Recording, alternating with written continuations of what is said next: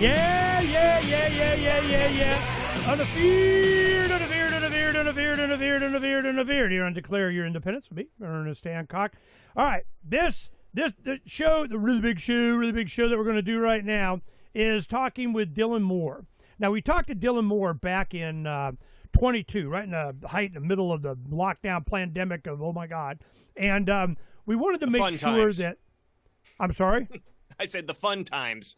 Fun times. And it was a good conversation. I remember I went back and I listened to it for a little while going, oh, okay, yeah, I remember that conversation. Okay, yeah, he's got it going on. Now, the reason we're having Dylan on now is a good friend of mine, a young man, Justin. He's enamored with Dylan Moore. I think he went to one of your events or registered online or went to an event. He's up in Washington now, so it may have been at a meet and greet or something, but he was so supportive of you and what you had to offer and some solution to getting your mind right. Like, Ernie, you got to have him on. Now, one of our other friends that he and I know was the one that really pushed you coming on the first time. So it's just, you got this young men thing going on. So I'm just wondering, what are you, Alex Jones or something? So anyway, so this is something I want to make sure people are aware of. You know, Dylan is a business owner in the healthcare industry. He's the host of Irida TV podcast. Irida. Is that how you say? Irida. No, Irida. Okay. Irida. Thank you. Well, Irida means what? Let's go ahead and get that out. Well, is my video up on the screen or just that picture of me? That's that picture of you. You okay, know, I was ready to the get video to you. so I can point Now, what's right there behind you me. go. Okay, there you go. Okay, so we got the all-seeing eye here, right? Irida stands for iris, like the iris in your eye, and it's also the source of like the word iridium, right? The element. And the idea was first, we find it funny when someone watches our stuff and says, "Oh my God, these guys are obviously working for the WF and the Rothschilds have the all-seeing eye on their logo." Yeah, we're that watching. Totally you. cracks me up. But it's I don't think it's a long stretch to see that an eye would be a symbol representative of wisdom or knowledge or insight or something like that. So we like the name Irida. It's ancient Greek for iris, and that's what the connection to the symbol that we have for the show. All right, logo, I should say.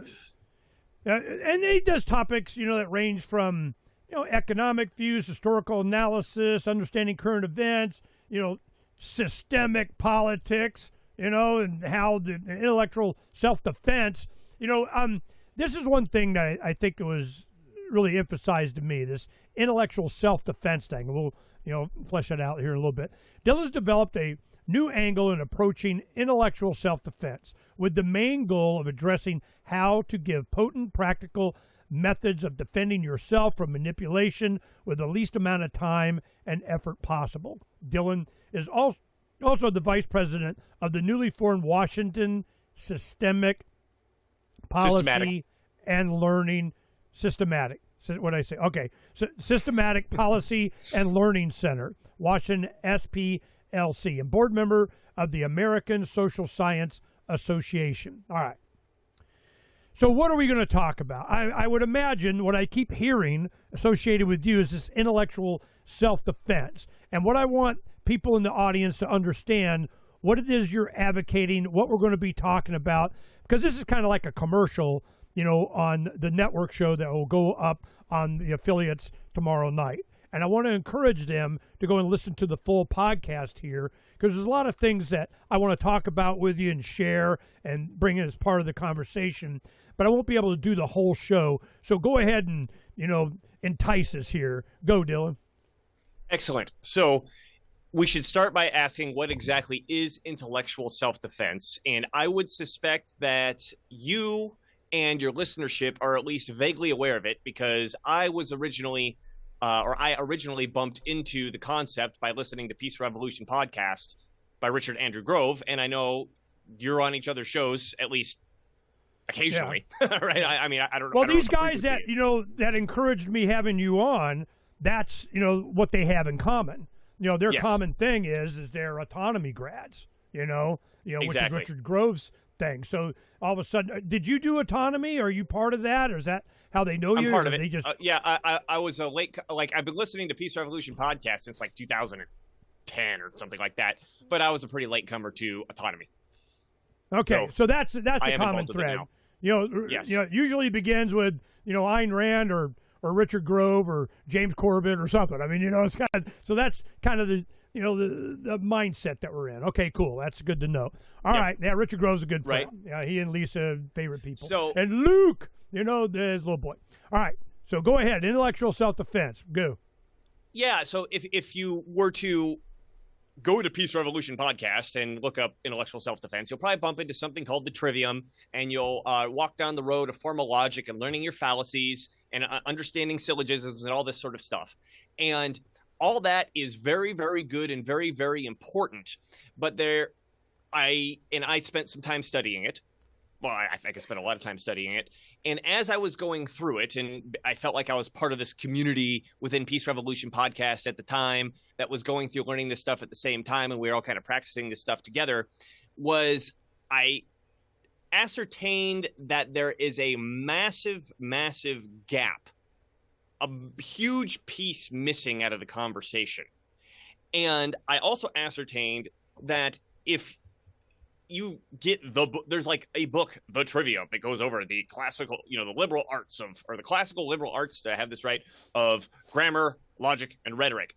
It is like torture chamber, medieval, boring, right? I mean, like rubbing glass, broken shards of glass in your eyeballs, awful in terms of like, you really want to learn this? Like, okay. And if you want to engage in intellectual self-defense, there's this formal process of like, okay, let's learn grammar, let's learn logic, let's learn the trivium, let's learn your fallacies, let's learn the syllogisms. And I'm not criticizing that per se. That's very, very important to know all that stuff. But there's a massive missing component. And that massive missing component is answering the question, who cares? Because one of the things I started to notice as I was diving into this, in quotes, intellectual self-defense swimming pool and watching others do it online over a decade ago, right, is that there was this thing that started to develop of, really understanding fallacies and being able to call out somebody's fallacy when their argumentation was bad. You've committed such as the straw man fallacy, or there's no true Scotsman fallacy, or the poison well fallacy, or all these fallacies. But what I found out in my personal interactions is that if you got someone who really wants to manipulate you, we'll call them a sophist. We'll define that at some point in the show. Someone who really wants to manipulate you. It's time for Declare Your Independence with I'm Ernest. sorry, Does that sound? Believe me when I say we have. Are you leaning on the switchboard? Yeah, no, I touched something. I did it wrong. Okay. I apologize. So, Go ahead. Yeah, I'll restart that thought. So if you're interacting with someone who really, really wants to manipulate you, and you spot the fallacy and you tell them, aha, you have committed the fallacy, they don't care. Well, I mean, it's like, they're hitting you with a baseball bat, and you're like, aha, I have identified that you were hitting me with a baseball bat. And they're just like, yep, poof, right? And then furthermore, because most people don't understand intellectual self-defense or formal logic on this level, if you have any sort of audience watching you, they're gonna be like, the guy's hitting you over the head with a baseball bat, and they're gonna be like, oh yeah, he's making a really good argument, and Dylan just doesn't know what he's talking about, and so he must be wrong. And as I grappled with this missing gap in my understanding, there was another resource that I was consuming at the time. We can go into it later if you want. I don't want to get down a rabbit hole, but was talking about these different ways that human beings communicate with each other.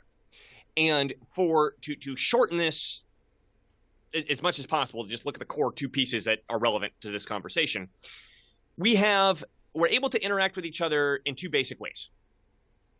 One is we can interact with each other, in quotes, emotionally, which is a win-lose interaction. Either I'm going to dominate you and you're going to submit, or you're going to dominate me and I'm going to submit. Or we can interact with each other on a win-win situation where we can put the facts on the table and figure out, okay, well, I want this and you want that, and here's the problem that you have and here's the problem that I have. Let's see if we can come up with a solution and talk this out and figure it out and right. So the error that I was seeing is that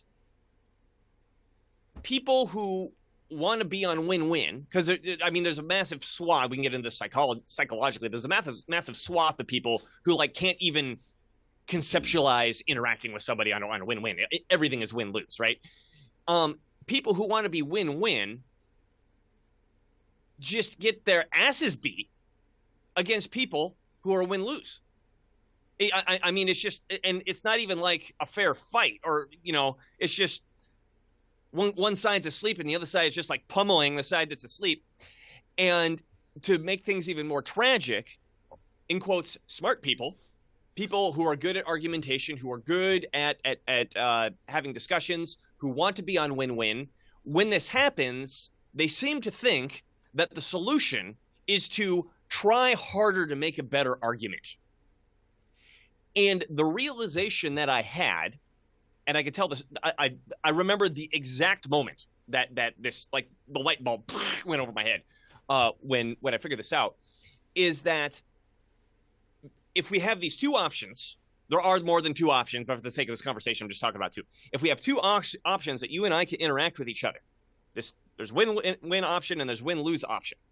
If these two come into conflict, I'm going to ask you a question. What happens? I have no idea what happens. You got win-win, win-lose, and somebody, whoever's got the bigger gun wins. Let's make it more realistic. You're trying to have a conversation with me about whatever topic, and I'm being manipulative and trying to get you to say something or get you to do something without providing a good reason why you should do it, right? I'm trying to humiliate you or whatever, right? You're on that, we'll call it circuit for now. I'm on the dominate circuit. How is this interaction going to go, and how's it going to end? There's going to be confrontation. Apologize for your white privilege. I mean, whatever. I get it, but go ahead and make your point. Well, what I'm saying is that there actually isn't confrontation, because confrontation presumes that one side is fighting back. If one side is on the win-win side, completely evaporates to the win-lose side. The person trying to be reasonable does absolutely nothing to the interaction that the person trying to be manipulative is putting on the person trying to be reasonable. Let me put it this way, and like I said, we could totally flesh this out more.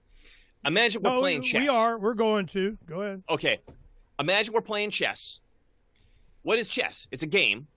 And the game is defined by its rules. You got a board that looks like this. You set it up this way. There's these so many pieces. They go on the board like this. They move like this. And these are the rules that we move. We take turns. Or there's a certain amount of time, or there isn't a certain amount of time. And here's the way that you achieve winning in the game, right? So if you and I are both following the rules, we're playing chess. But if I were to start making up moves or putting pieces back on the board or moving twice in a row, are we still playing chess? Now, I understand. Let me give you an example that may... No, well, hold on. Let me finish my point. Obviously, we're not playing chess anymore. And what I'm saying is that people who are, in quotes, reasonable, what they will typically do when somebody starts making up rules and obviously cheating, is they will lean back and go, I need to bring my best chess game to this. Otherwise, I got to really, really focus on playing chess really, really well so I can defend myself against this guy. Well, it doesn't do anything because you're not playing chess anymore, right? What you need to do is challenge the guy and say, wait a minute, we need to agree on the rules or you're making stuff up and I'm not going to play with you as long as you're making stuff up, right? The point that I'm making is that if the person's on this, I'll call it a lower circuit, and I'll explain why later. This lower circuit of manipulation, sophistry, fallacies, that sort of thing, against a person who's authentically trying to be reasonable, The person being reasonable will get nowhere. 0%. Like multiply their efforts by 0, and the dominate, submit, manipulative person will steamroll them every single time. And my theory, my idea that I'm promulgating is, first of all, how to define that. The trivium, formal logic, and all that good stuff is an aspect of being able to define that. Then, once you've defined it, or once you've identified it, I should say, once you've identified it, what do you do about it? Because continuing to be reasonable is basically 100% chance of failure. Well, I'm with you. So now what are you supposed to do? Well, are we still doing the sales pitch at the beginning? Or yeah, are we got like 4 minutes. Now we got like 4 minutes. Go. Okay, what you do is you get your boxing gloves. Right. So the key, and we'll explain how this works and how to do it, is you must, in quotes, drop levels. You need to go onto the win-lose circuit. Now, how you do that and your goal and how to go about that, that's a longer conversation.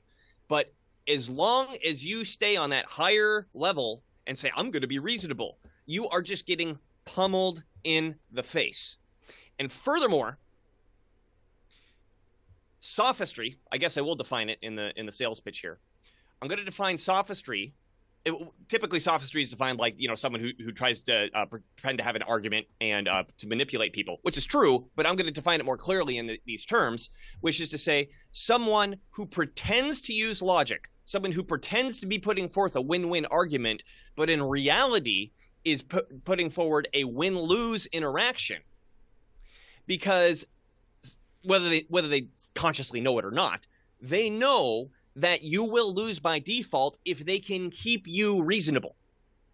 I'm going to pretend to be reasonable to keep you reasonable, so I get all the benefits of dominating you without any risk of you fighting back.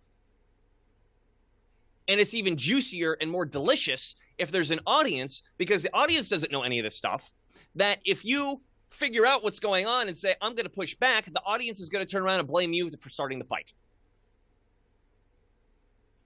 Yeah, it reminds me kind of a Charlie Kirk thing on the campuses kind of deal.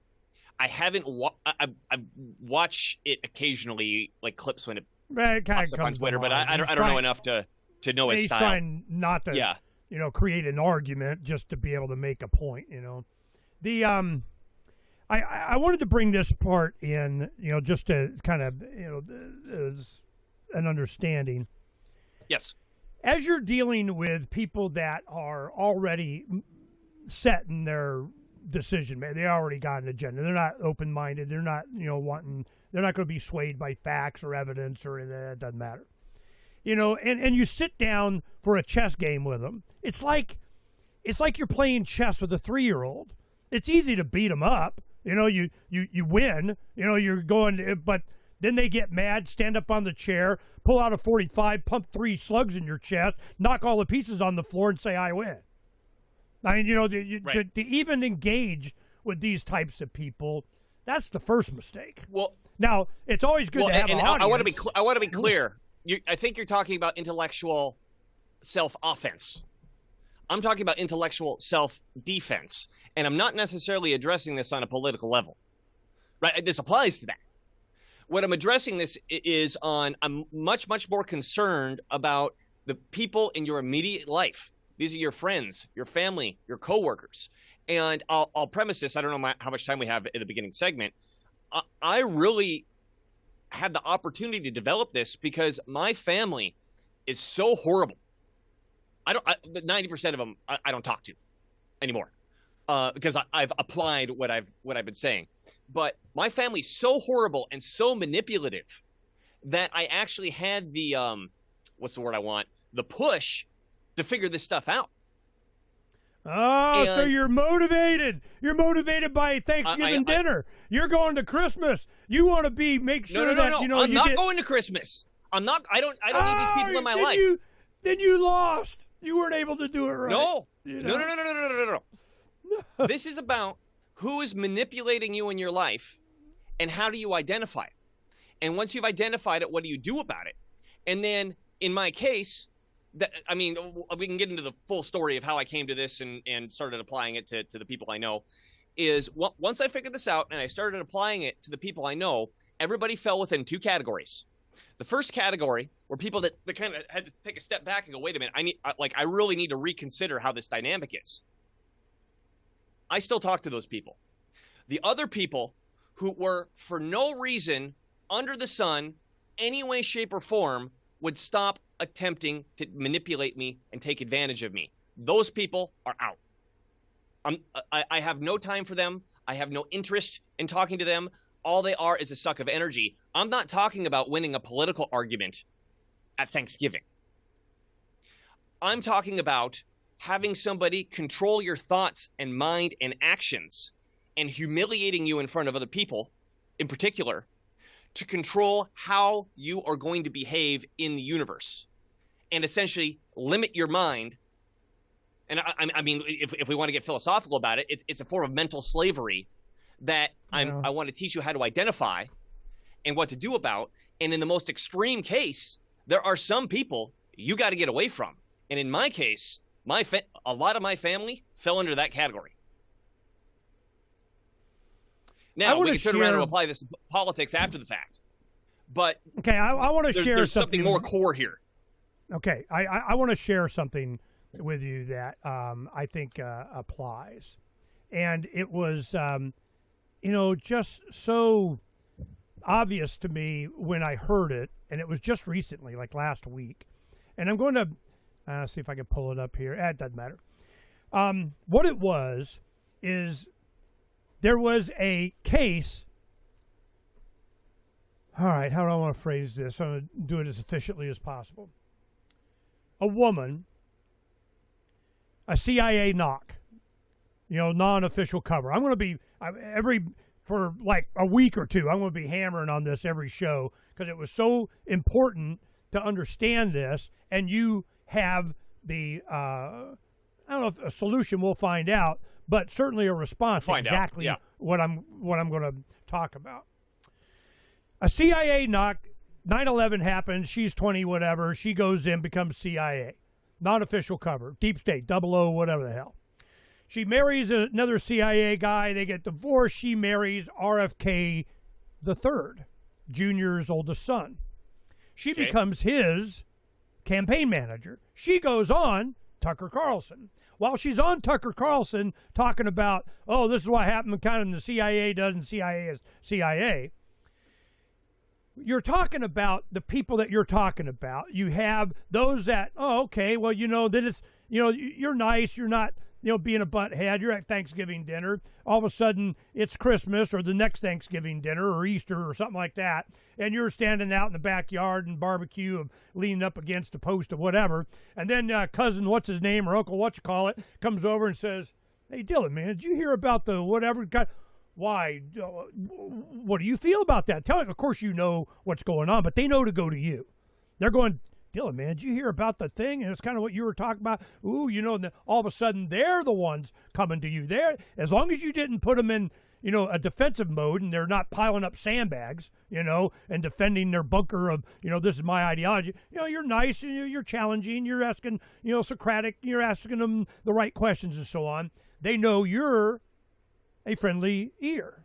So they come and they shout, wow, that's awesome. Where'd you hear that? Kind of, then they're reinforced, and then they start, and then all of a sudden you have a whole family. This is my whole in-laws. I mean, I'm the crazy freaking libertarian. Yes, he's that libertarian until after a couple of decades, and they're like, damn, man, you weren't as crazy as we thought. I'm like, yeah, So you don't make enemies. You're not putting them in, their bunker and they're piling up sandbags.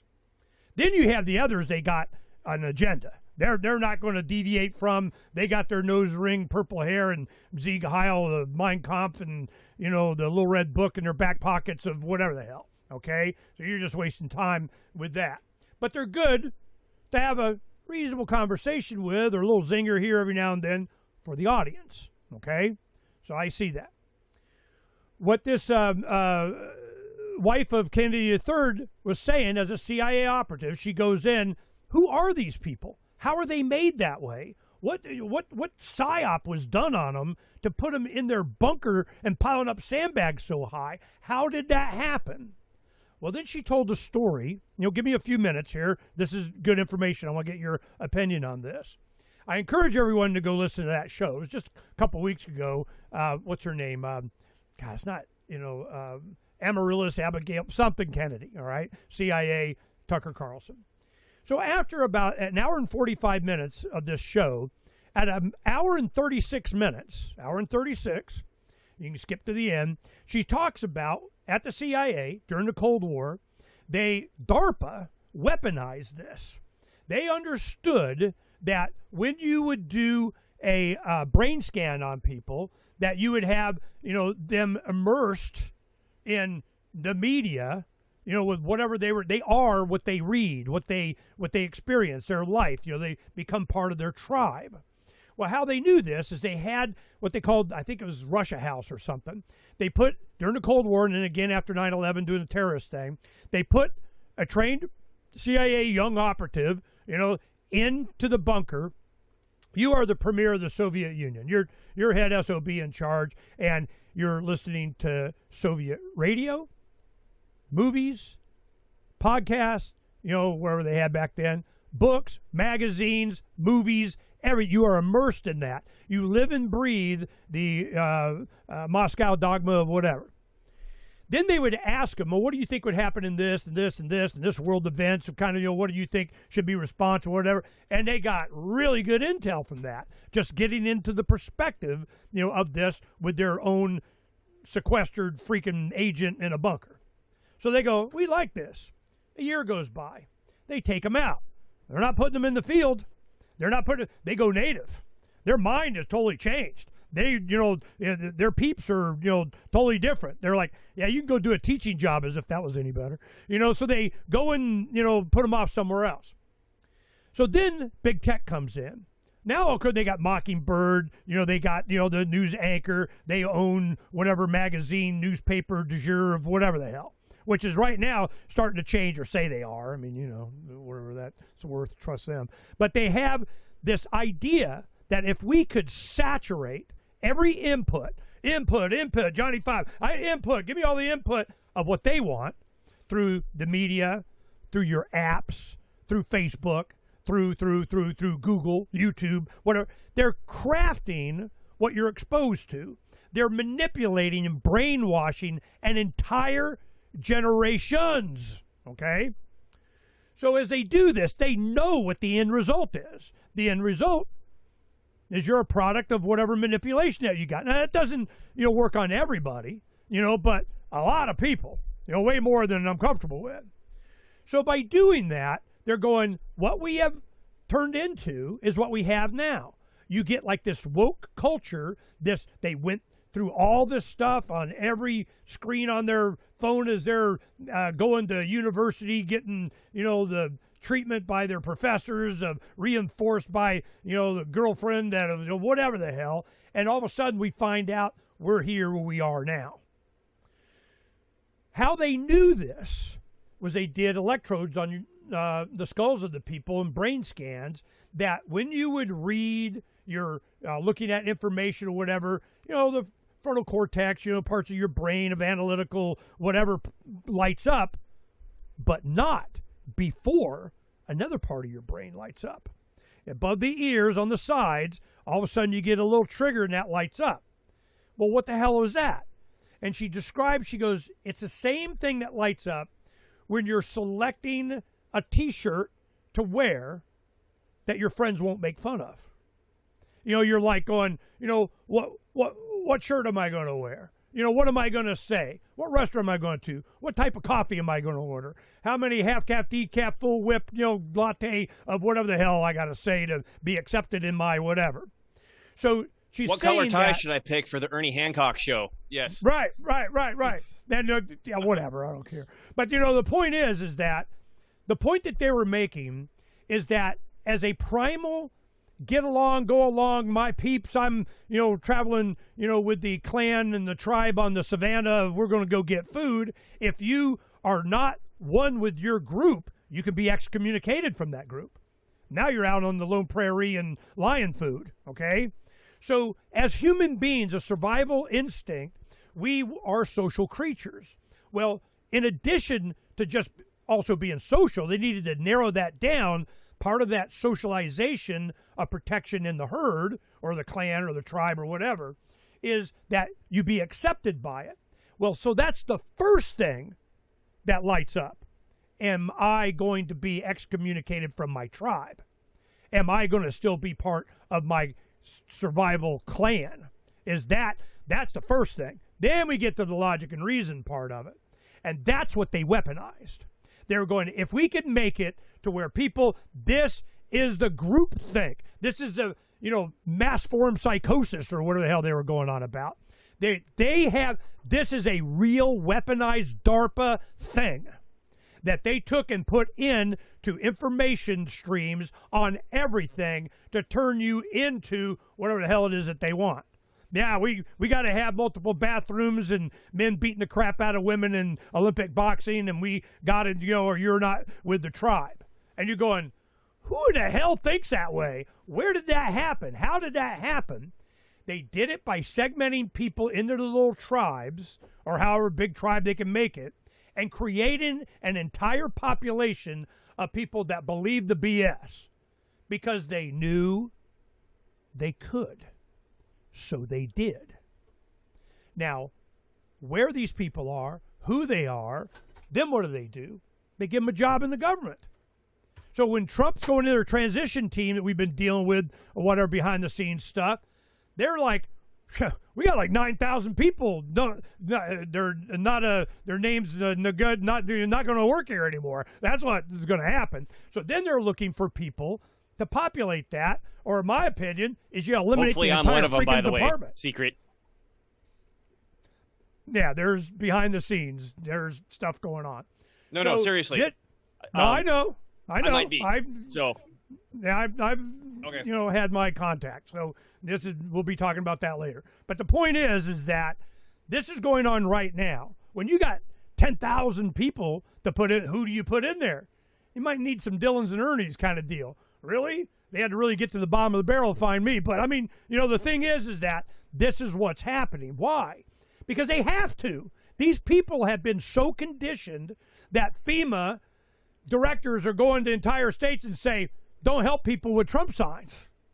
This is where it goes, okay? So that's what's happening. So that weaponization of information and getting it, you're not going to be able to change, certainly not easily. They have to go through some trauma. There's no atheists in foxholes. There has to be, something that, breaks them out of that, or they're just roadkill. They think they're, Hitler's brown shirts. Oh, we're going to be special, whatever. Well, hell, they're the first ones they go after because they're demanding of I want and I need and I was promised and, you're the first to go to jail. So this is what we're building up to what you're talking about now. You have family members. When you go, for many decades or more, I've been talking on radio, and I go, look, when you're at the Thanksgiving dinner, which coming up here directly, a bunch of activists, certainly through the Ron Paul Revolution and so on, I'm going, you want to make sure that you're clear. You want to make sure they understand your position. You don't have to change their mind right then. Ask some questions. Let them know why. It's witness, parable, testimony. It's a witness. It's a Christian witnessing. This is how, why. Not that you should. This is just what happened to me. Not that you got to. This is what happened to me. This is my experience. By doing that, then you're open up to people that come to you the next year, the next family gathering, they know. You're not confrontational. You're not beating the crap out of them, but you're making your point. So if you do that, you're invited and welcomed at the next family gathering, and you might get your own little entourage over in the corner in the backyard of you holding court. But the point is, it's intentional. And the people that you're trying to convince, the people that you're trying to get this information to, the people that you want to have them have this epiphany, this understanding, this enlightenment, they've been conditioned. This is a weapon. Well, I want to be clear. I'm not reaching out to those people. I'm not interested in them. Okay, I'm just wanting to make sure people understand how they became that. Yeah, well, and then this predates that. So again, not that this doesn't apply to the current political clown world sort of stuff, but we're trying to build a house, or you're trying to build a house, and I'm trying to show you how to cut a board first. Let's figure out how to cut the board first, right? And this is not about winning a political argument at the Thanksgiving dinner. But I mean, it can apply to that. This is about understanding who is feeding off of you. Now, of what you said, there's like 400 things to unpack. You had a lot. You had a lot going on there. It's all you, man. Go unpack it. Yeah. At the risk of going off on a tangent, that'll take us away from the topic I want to talk about. I will say this: is I think I have discovered the core mechanism of brainwashing or mind control. And it's ridiculously simple. And a book you'll probably want to write down is the book called Release Your Brakes by James Newman. And it has nothing to do with politics or conspiracy, nothing. It's all about understanding how your inner dialogue controls your actions. So let me unpack that a little bit. There's three components to our behavior. There's what he calls our self-talk, our attitude, and our actions, our behavior, the things that we actually do based on those things. So our self-talk influences our attitude influences our behavior, and our behavior influences our self-talk. It goes in a circle. Now, you can't really change your attitude, and you can't really directly change your behavior. I mean, you can use willpower, but that takes a lot of energy and focus, and then once that energy and focus is gone, you're going to revert back to your normal attitude and your normal behavior. But what you can control is your self-talk. And this, when I learned about this and I learned how to start controlling it, it was...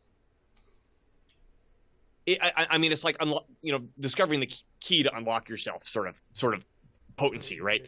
Is that, for example, to understand your self-talk, a good way to figure out what you're telling yourself is when you're driving and you're letting your mind wander and you're kind of zoning out.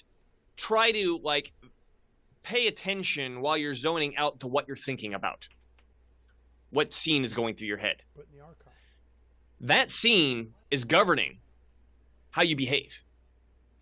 And what you can actually do, and I'm not going to go into how, buy the book if you want to learn how, you can actually start rewiring your brain to change your self-talk, and your self-talk will start changing your attitude, which will change your behavior, which will allow you to do things that you previously thought were impossible because you had all these reasons why you couldn't do them. Now, the reason I say that is because you brought up, DARPA came up with this method of, if we saturate people, we can mind control them. What you're really mind controlling is their self-talk. If you're completely inundated and you're not aware of the fact that you're not applying a filter to things, which is, I mean, it's difficult for everybody. I'm not saying you get the filter and you immediately apply to stuff. Like, you really have to actively be using your filter if you even have one, unlike these blue-haired NPCs. But if you don't have that filter, somebody else is inserting your self-talk. Trump supporters are Nazis. Trump supporters are Nazis. Trump supporters are Nazis. You should hit Nazis. You should hit Nazis. You shouldn't talk to Nazis. You shouldn't talk to... I mean, just... This gets formed into your brain, and so that's your self-talk, right? So if in order to get out of that, you have to change your self-talk. And again, I'm less interested in them. I mean, they're zombie hordes as far as I'm concerned at this point. I'm less interested in them and more interested in people who do have some sort of filter. So if what I just said interested you, please go and buy that book. I think it will change your life if you actually do what the book says. It's on one hand, it's very simple. On the other hand, it's very hard because you think you want something until you try to get it.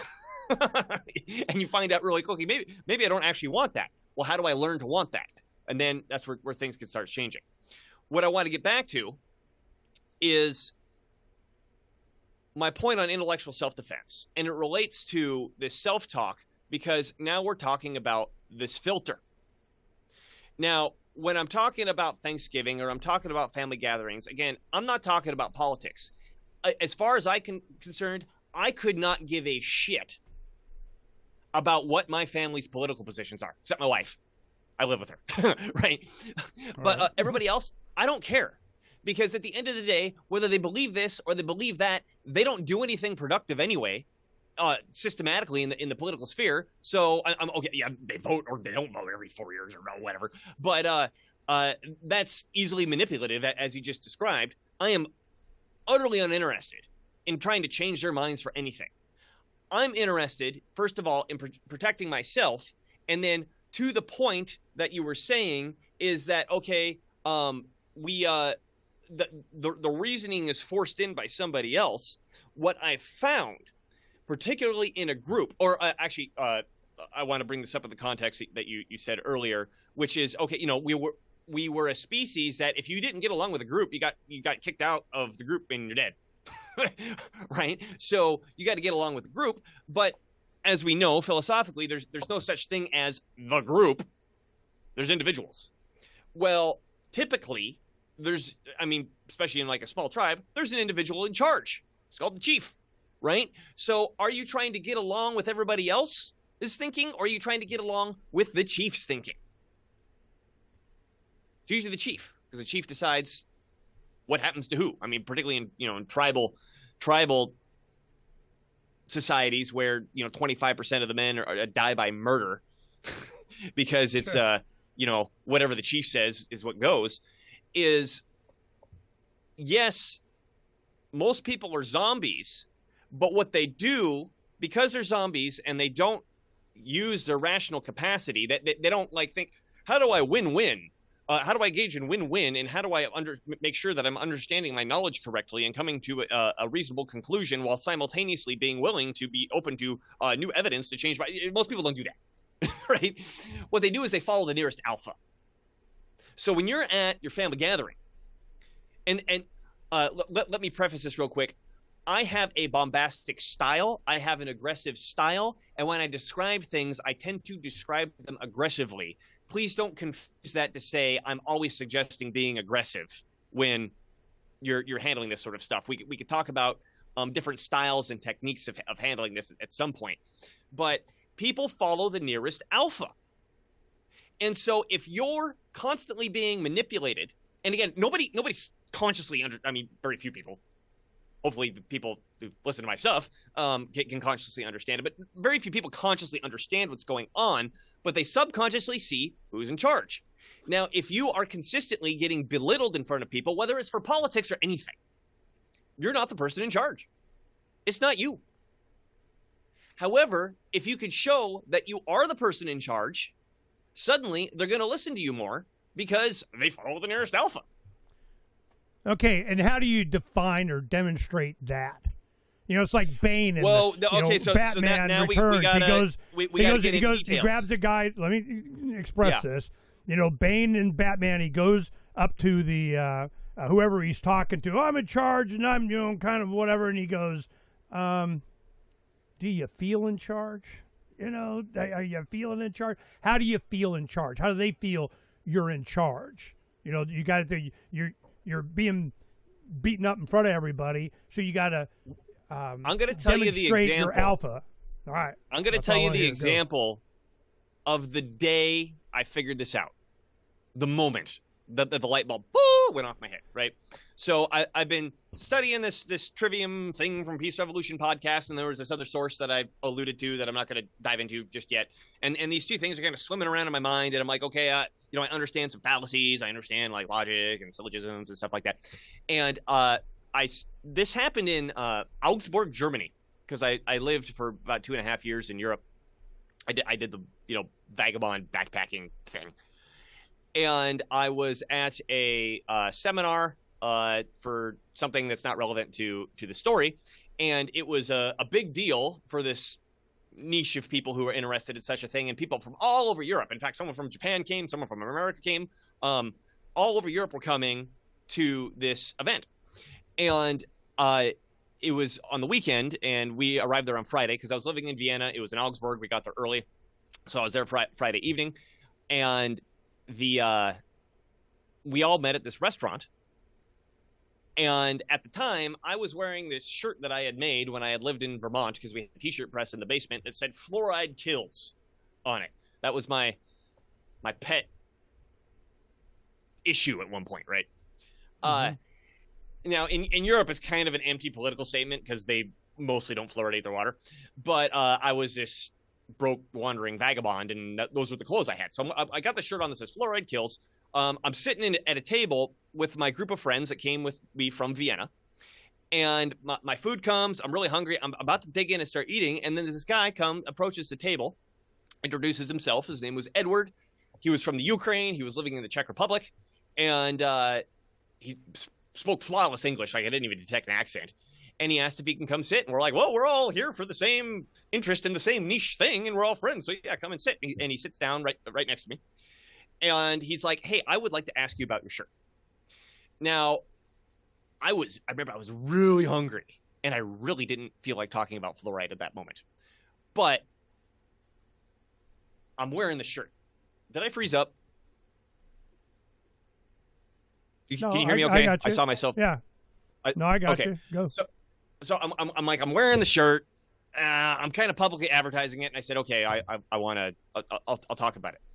Now, as you can probably tell, I can go blah, blah, blah, blah, blah, blah, blah, blah, blah, blah, blah, blah, on a topic for a long time. Yes, you and me can do it. High five. And also, I've got a degree in chemistry, right? So I'm not like completely talking out of my ass when I'm talking about chemical anything, right? Now that doesn't mean I'm correct, because people say I have a degree, therefore I'm right. You know, that's the appeal to authority fallacy, right? But I'm coming from somewhere on this, and so I asked the guy, "Do you want the short version or the long version?"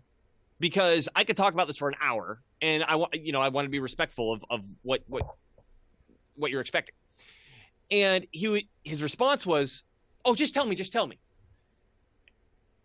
Now, today I would immediately know something was up. At the time, I was like, that's kind of weird. I asked you a very, very direct question attempting to respect your time frame, and you didn't answer it. So I asked it again. I said, do you want the long version or the short version? And he goes, just tell me. Okay. So I dive in, and I had quasi-recently read the book, The Fluoride Deception, that goes into where fluorine was essentially needed to enrich uranium during the Manhattan Project. Yes, and so all this fluorine was needed from these fluorine factories, and it turns out that fluorine is the most wicked element in the universe that completely annihilates anything it touches, including air, right? And it's one of the most reactive elements on the periodic table. It is number one. Yes, yeah. It is by far number one. It was one of the latest chemicals ever isolated, because it was almost impossible to isolate. As soon as you isolated it, it just reacted with the air, with the thing that you were holding it in. And eventually someone figured out you had to have a vacuum chamber of a substance that had already been reacted with fluorine in order to get the fluorine isolated, right? So the government was going, shit, we need this fluorine to enrich uranium, and we can't have all these local lawsuits causing problems. And then, the steel industry is like, oh, yeah, we need that too. And the aluminum industry is like, yeah, we need that too. And the phosphate fertilizer industry is like, yeah, we need that too, because all these fluorides were chemical waste that they were dumping into the rivers and stuff, poisoning all, so everywhere. It's good for you. Yeah, it's good for your teeth, right? So there's a propaganda thing. It's good for your teeth, right? So now it's in all our water because that makes sense. Do you remember how it's good for your teeth came out? How they made that rationalization? Do you remember that? I remember seeing this black and white video of this guy just being like, at 1 part per million, it's good for your teeth. And this woman would ask a question, and he would just repeat, 1 part per million is good for your teeth. I want to say, this is Manhattan Project. They have all the fluorine. Fluorine starts going into the environment, and New Jersey used to be known as the Garden State. Okay, New Jersey was, then it got fluoridated. Food production. Then it got fluoridated. So they go in and they're going, oh, it's good for you. It's the best thing ever. Well, the workers that were around the fluoride, their teeth were falling out. Okay? Now, they're going, what the hell is going on? Then they found out that the nails shoes used to be nailed. The soles of the Right. shoe with little nails. Well, the Sure. fluorine is so reactive that it's what makes Teflon. It's like fluorine and Correct. carbon. It's so binded. That's why it doesn't stick. So it's non-stick surface. Nothing can get the fluorine to pop off the carbon. Yeah. Well, they're finding now that maybe whatever. But anyway, so the point is that No, it does. I mean, in principle, it's very difficult to remove whatever's Right. fluoride's reacted to. Yes. So what happens is that during that time, they needed scientists, for the war effort, and American people don't need to know, and we got to have nuclear whatever the hell. And the New Jersey farmers were trying to sue the government during the war or towards the end. They're like, no. I remember this. So in the book. this whole PR campaign started.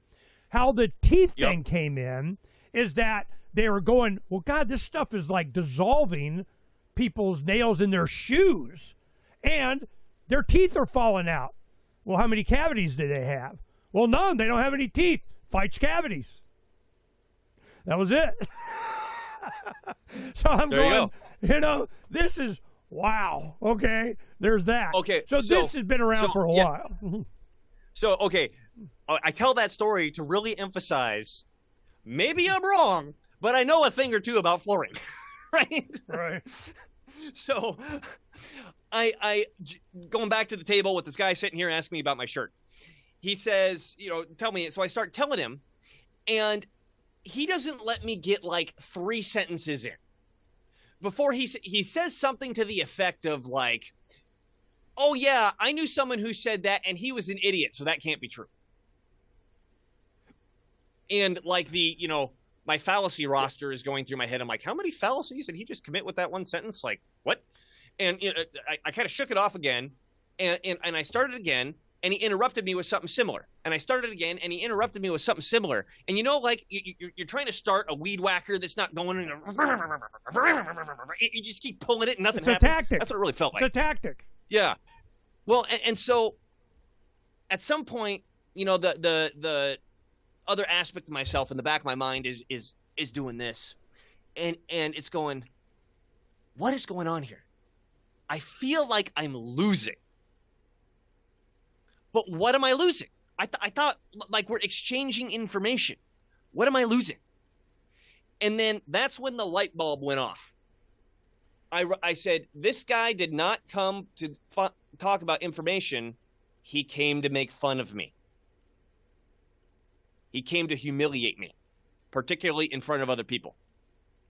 This is someone trying to identify someone and smacking them down the social ladder, the immediate social ladder in front of these other people. Excommunicating you from the tribe. Okay, so now who's the alpha?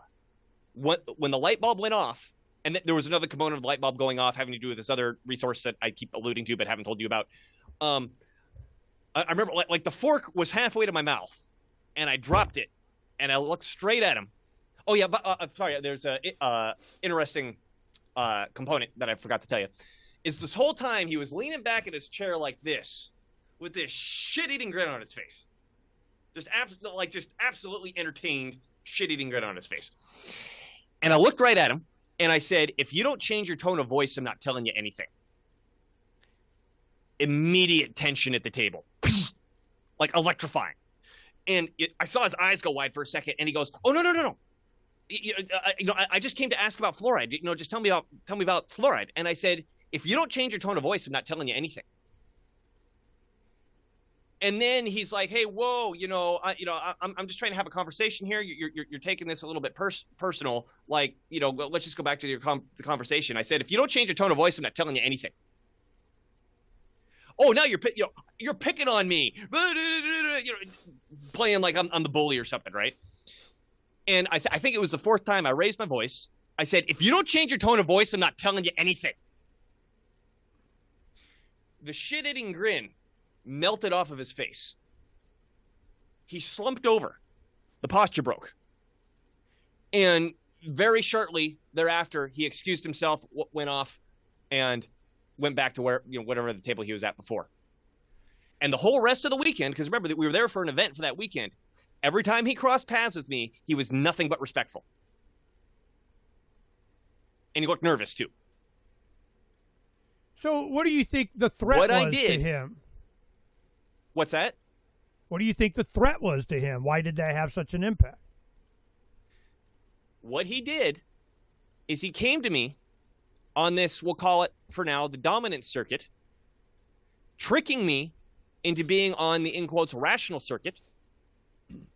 I fell for it at first. And I mean, I don't know enough about this guy. Is this guy like a bully who gets off in this sort of thing? Or was he unaware of what I mean, I don't know. Was he I a can't tell you paid about troll? his personality. Yeah, like, I'm not going to judge his entire life based off this interaction, right? But in fact, I will thank him because this is the moment I figured this out, right? So I think here's my guess. He had a vision of tinfoil hat dudes that are dumb. And he presumed that I was a tinfoil hat dude that was dumb. And he's like, I want to put this guy in his place. And the method he chose is called sophistry. And my definition is pretending to be on the rational circuit when in reality you're on the dominant circuit. Look, remember what his first response was. And this was his first response when I said, hey, if you don't change your tone of voice, I'm not telling you anything. Is he said, no, I just want to have a conversation. He wanted to get me back being reasonable. Because as soon as I dropped it, because essentially what I did is I said, I recognize that we're having a fight and I'm prepared to fight you. And my experience from this and moving forward has been when somebody wants to do this technique to you, which is pretend to be rational when in reality they're being dominating using a technique called sophistry. Fundamentally, they're a coward. And I mean, any bully fundamentally is a coward, right? But this is like a special category of cowardice, which is they're expecting to dominate you without the risk of you hitting back. If you hit back, they're like, I didn't sign up for this. I'm going to go pick on somebody else. I'm used to just steamrolling over people who just like lie down and die. I got something better to do. Now, here was the super duper interesting part. Don't forget, my friends were at the table watching this whole thing. In quotes, friends. You know what they said to me after he got up and walked away? They all leaned in the table and said, wow, Dylan, that was really rude. Why did you do that to him? Now, I mean, at this point, my head was spinning because, like I said, this was the first moment that I put two and two together. But I pushed back a little against them a little bit, and eventually one of them said, well, if you really didn't like him, why don't you move? And I'm like, fuck no. He can move. This is my spot, right? This is what I'm talking like. I mean, this was kind of a political conversation, but it didn't need to be one. What it was him coming over and trying in the immediate social vicinity, the immediate tribal group, to put me down a peg. And had he done it, what do I have to do? I have to move away. And all my friends go, oh, yeah, you should move away because, they're not thinking this consciously, but you need to move away because you're lower on the pecking order. No, he gets to move away because I'm the alpha in the immediate vicinity. So what is your goal? To be the alpha? To not be a bitch? Well, I mean, you got to pick and choose your battles, right? I mean, there is no, like, what's the grand goal here? The immediate goal in the story was, how do I mean, like, first of all, me figuring out, like, what the hell is going on here, right? But how to not get pushed around. So, like, okay, let me make this more visceral. If I come up to you and I start punching you in the face, and you figure out, okay, I need to like put my hands up and like defend, but pop back or something because this guy's hitting me. And then there's a third guy going, so what's your goal here? What are you trying to accomplish? I'm like, well, I wasn't trying to accomplish anything. This guy came over and started punching me, so I'm punching him back to make him stop.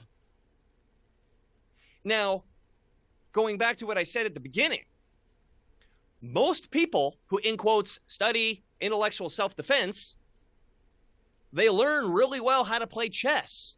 But that only works if the other side is playing chess And when the other Not side starts knocking the popping board them on in the nose, table off the table and shooting you with a 45. Yeah, well, you know? they keep playing chess. And what I want to, the target audience that I want to get is not the NPC blue-haired freaks. I want to get the people who are good at playing chess and say, it's good that you know how to play at chess. We need you, but I need you to stop getting knocked around. Otherwise, you're the omega in the room. No one's ever going to listen to you. So going back to the family dynamic, I mean, again, I don't care what my family thinks. Like if they're political this or political that, it means nothing to me. My mother, it was the most horrible person to me on the face of the earth in my life. I have not a single memory of liking my mom. She was so horrible to me. I haven't spoken to her in over 10 years, minus one interaction. That one interaction was my cousin's birthday. And I speak to my cousin because he so far has been the only member of my family, I mean, on my mom's side of the family, that has acknowledged that my mom is crazy and has treated me badly. Everybody else in the family looks at me like, Dylan, you're crazy. How could you possibly think that anything is wrong with the way that you've been, right? Was one of the reasons I don't talk to him. But my cousin gets married. He's like 7 years younger than me. And I'm one of the what do you call him? Groomsmen? One of the guys. I wasn't the best man. I was one of the guys up front. Yeah, groomsmen, I think. Yeah. And he invites my mom. And I'm like, Calvin, what are you doing? Right? You don't you understand the complexity of what's going on. You're just about as well as I do. What are you doing? And he goes, oh, she promised she wouldn't start anything. I'm like, do you know who we're talking about here? Right? And she promised she wouldn't start anything. She promised she wouldn't start anything. I and my fiance had a talk with her. She said she wouldn't do this. She said she wouldn't do that. And I'm like, okay, dipshit. So the wedding comes. Now, at this point, I've got two young kids. I think they were 2 and 3 at the time, and they've never met my mom. And as far as I'm concerned, they never will unless they get old enough to, become of an age of reason where they're like, I would like to go meet grandma. And I'll be like, call me when you need evacuation. Yeah, exactly. Right? I know what you're talking about. Okay. Yeah, and so at one point, I was kneeling down, talking to my kids for something. And she snuck up on me. I hear my mom's voice. And I look up, and I'm like, oh. And she starts talking to my kids. Now, this is explicitly the thing that she promised that she wouldn't do, right? So I look at her, and I'm just like, Mom, I don't want you to be around my kids. Without any hesitation, with full force of sounding like she knows what she's talking about, the comeback was, well, maybe I'll file for custody then. And she stormed off saying, I'll see you in court. Wow.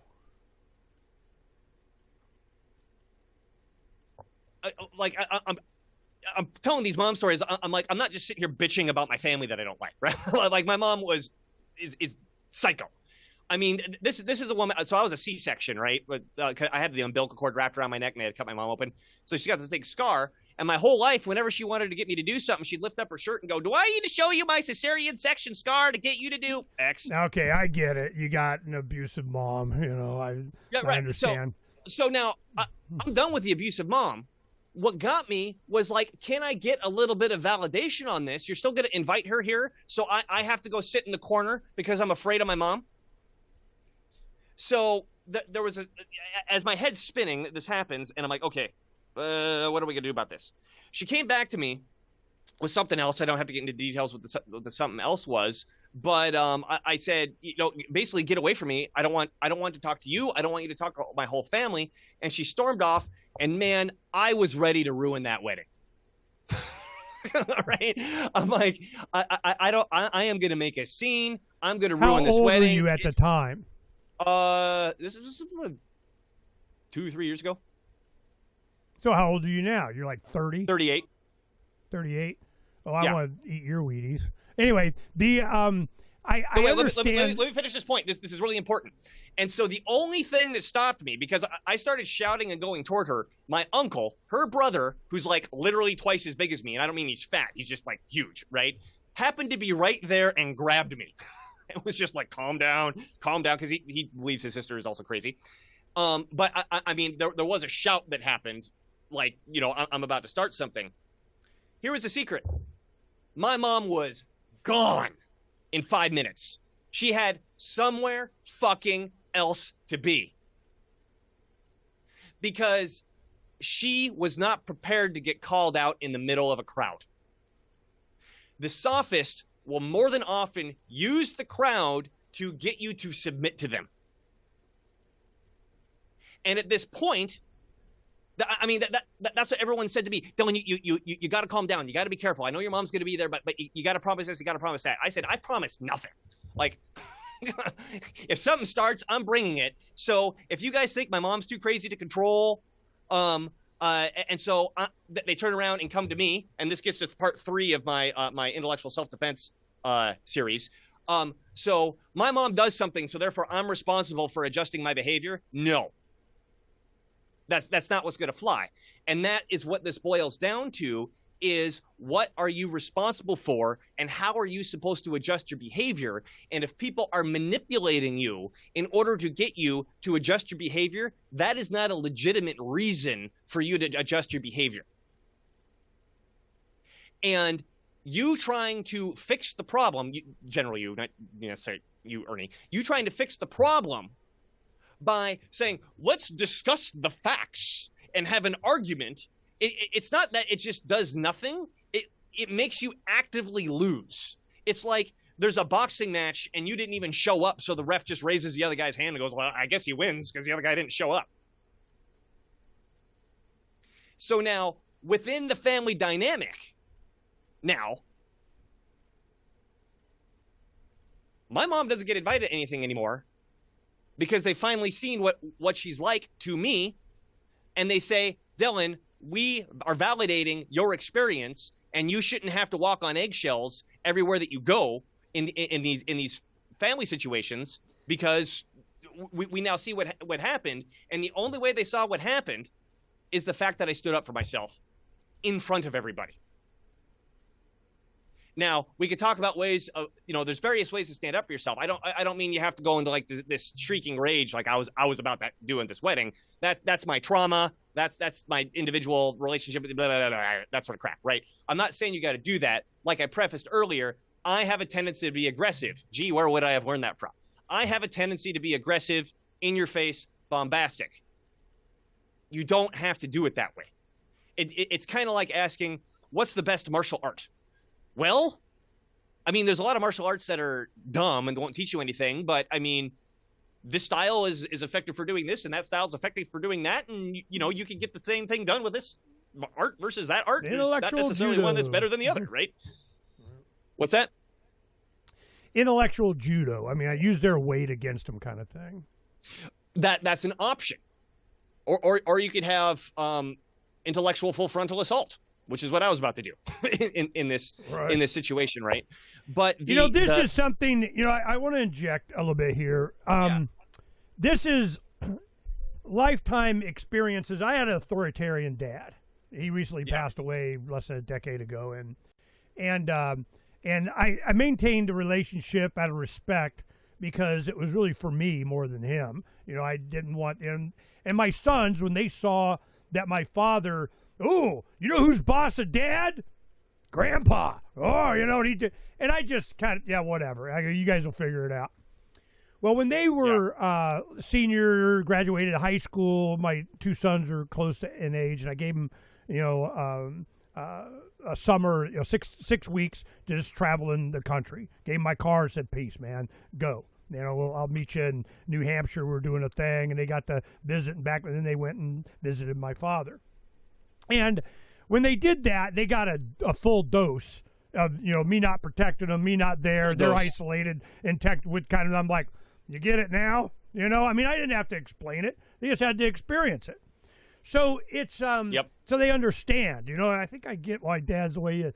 So I understand these family dynamics, and I had it certainly with my in-laws. And it was, we got along fine. I didn't try and cause a ruckus or whatever. They just kind of behind the scenes, yeah. And, then our kids grow up and they, see them as adults and visit with them and everything. Wow, they turned out pretty good. And then politically, all this stuff happened. Wow, Ernie was, not crazy as much as we thought he was, So as time goes on, but I always made sure to make my position clear. What I was, why? Witness, parable, testimony. I just go, this is why. You can't take away this experience. You can't say it didn't happen. You can't say, you may not agree with it or whatever, and I see why you think the way you are, past the potatoes. I didn't make a big deal out of it. But there have been times, certainly I think my father, more than anybody else, was challenging you, in front of your family, in front of everybody, challenging you. As I got older, as I, a little bit, more experience in dealing with people and everything, you have to come to my perspective was come to the conclusion of two things. One, sooner or later, like with your experience, they're going to find out, who's on what side, so don't be too big a dick yourself, because then, it kind of gets muddy on who's the problem here. The other thing is that as time goes on, you start to associate with those that are more your tribe, just like the CIA analysis was going on about, but you want to create an atmosphere of welcoming to your side, of answering questions, of being able to, facilitate a discussion without getting crazy, to kind of, be invited to the next holiday dinner and not be the one that's not invited. So as time goes on, it's taken... I'm the one that's invited now, and my mom is disinvited, by the way. Right. I understand. That's the goal. Yep. But the main thing that I'm trying to encourage with a lot of young people, stand up for yourself, make it clear where you're at, but you don't have to keep feeding the debate, feeding the argument, feeding the discussion. Am I clear? Does everybody get what? Okay, then I'm good. I'm going over here and go play with the kids. So a lot of it is you have to defend yourself, but once you've made yourself clear, rule number one, certainly in family situation, is rule number one, don't be a dick, So don't be a dick, stuff comes out. What happens is, in a lot of times, especially if you got, decent family members and so on, but in some extended, family and so on, they're kind of locked in. They're, liberal, woke, of whatever, and not so much anymore, because I've kind of been thinking the long term. I've been doing this for 40 years, so it's taken time. All of a sudden, you got, extended family coming up to you and say, hey, I registered libertarian. You go, whoa, man, that hit me, and everybody else, I'll go, you're still voting? But to them, I'll go, no, that's, of course you are. You're a good guy. You saw the truth. Power to the people. What? I understand what you're doing. It's necessary for people to have the ability and the rhetoric, to be able to defend themselves and their beliefs. I think you misunderstand what I'm doing. I got to make this one point. You can clarify, but this is the point that I want to make. There is no win in pounding and beating up someone that's intellectually dishonest with himself and everybody sees it. There's no win in that. A lot of times it's just a separation of, okay, you guys are over there and we're over here. We can still interface, and I can go, play water volleyball and kind of whatever. I don't care. Well, I'm not talking about that. So you keep bringing it back to, okay, here's everybody's political stance. I'm not talking about that. I'm talking about somebody who is directly trying to get you to engage in a certain behavior. Maybe they use political stuff as a tool to do that. Maybe they lift up their shirt and show their cesarean section scar to try to guilt you. Whatever it is, and we haven't gone into how do you know where the line, how to be on one side or the other of this line. But there is a way to interact with somebody which is dominating. There's a way to interact with somebody that's rational. Not that the person is rational, but that the interaction is rational, right? And that there is a certain style that people will engage in where they pretend to be rational, but in reality they're dominating, which is how I define manipulation or sophistry. And most people don't see it, and they allow their behavior to be controlled by it. Now, again, like I said, we could apply this to the political level of things, but that's not the core issue of what I'm going on here. Let me tell you another story. And this is with a friend, someone who I thought would be in my tribe. So this is after I came back from Europe. I'd been a poor vagabond for 2.5 years, and I literally had $5 in my pocket when I came back. And my clothes were in shreds. I didn't have a car. I didn't have a job. I didn't have anything, right? And a friend of mine who I used to train Aikido with, I did Aikido for a long time. I was part of a Shinto shrine community, strangely enough. And in fact, I do think this is pertinent, is that I was heavily involved in Shinto. Sounds like you've been seeking truth for a while. I was heavily involved in Shinto for a while, and I actually lived and worked at the shrine where I did Aikido, and this friend of mine had also done the same thing. And so I want to emphasize, if we want to talk about tribal, me and him really had a similar difficult experience that very, very few other people had. So, I mean, just in terms of our connection there was actually very, very strong. So I come back, and this is 2013, the end of 2013, which was like 5 minutes after Initiative 502 passed in Washington State, which is legalized weed, woo! Right? So every stoner and his dog was in the process of trying to get into the weed business. And I'm back. He went to school. Ironically enough, it was Evergreen State College, which is the one where they had the baseball bats during like the 2016 election with the pink-haired freaks like chasing people off who were white. That camp, that's where he learned his business stuff. But side note, he calls me and he's like, "Hey, we're starting an I-502 growing and processing operation, because you weren't allowed to be a grower, a processor, and retail. You can only be 2 out of the 3. And the law requires that we have a technician on the in the ownership. And because, Dylan, you have a degree and you have laboratory experience — I used to be a lab tech at an oil refinery — you are technically a technician. If I give you 3%, will you just put your name on the board?" I'm like, I would like to be involved in this. This sounds actually pretty cool. Ironically, I can't have anything to do with marijuana. I freak out and have psychotic episode. But I don't have any problem with anybody else using it, right? So he lived in Seattle. I was a bit north of Seattle. And so I move in with him and his buddy. And what they did is they had started a general landscaping and general contracting business in order to kind of be the funding vehicle for this greater idea of this I-502 weed business. And I was doing slave labor, as I like to call it, right? Just manual hard work. And my friend was more of the business side, and his buddy was more of the, like, you know, the foreman, let's get the job done side. And so it was a good mix. And at some point in this story, the guy, the foreman guy, got seriously injured in a crazy, violent accident, right? Don't need to go into it. And he was taken out of commission for a while because his leg was really, really, really messed up. Now, my friend suddenly has to run both sides, which, I mean, that sucks, because who would want to be in that position?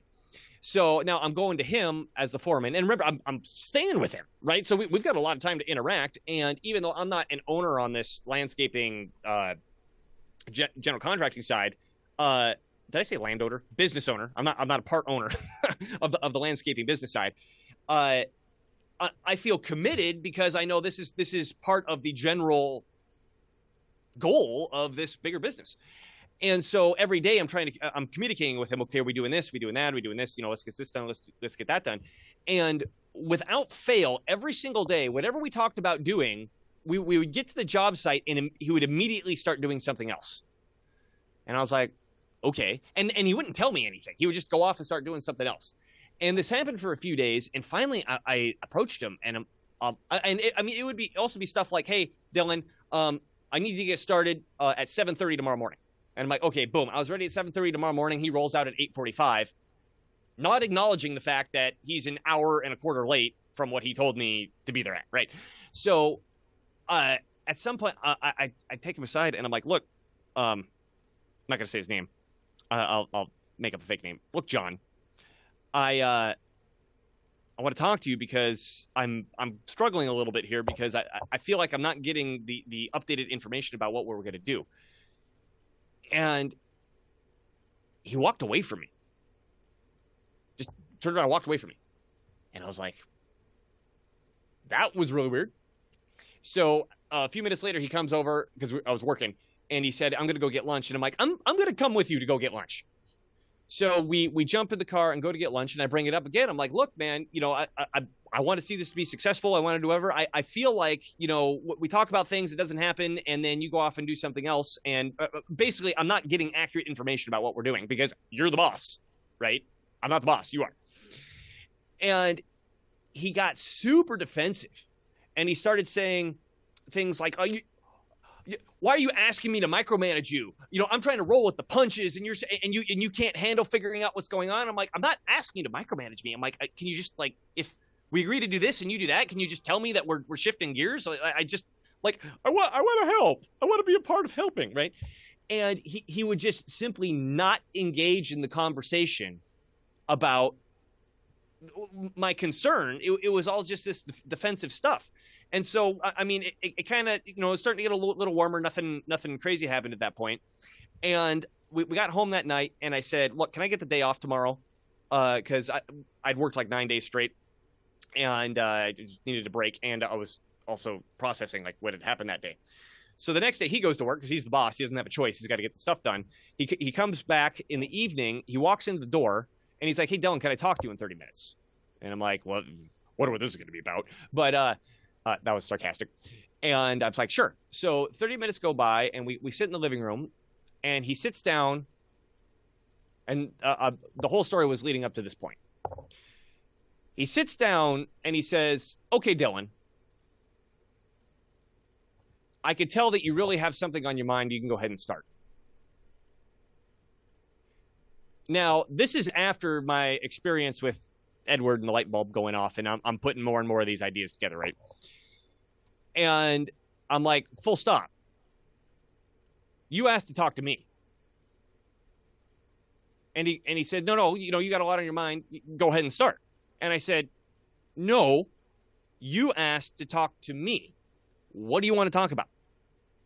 And I don't remember how many times that went back and forth, but eventually he's like, fine. Like that. I'll start. He said, you are perceiving that I'm giving you inaccurate information. That's the problem. Now, again, something you may have caught what happened there. Maybe you didn't. Maybe your listeners did. Maybe they didn't. I said, no, you are giving me inaccurate information. That's the problem. And then this went back and forth, which is, you are perceiving that I'm giving you inaccurate information. No, you are giving me inaccurate information. This went back and forth, back and forth, back and forth. And then finally, he shouted it. He's like, you are perceiving that I am giving you inaccurate information. And at that point, I'm like, I quit. I'm not putting up with this. I'm out. And the last thing he said was, oh, I mean, you can see the shock on his face when I said that. He's like, you're allowed to do that. You're allowed to do that.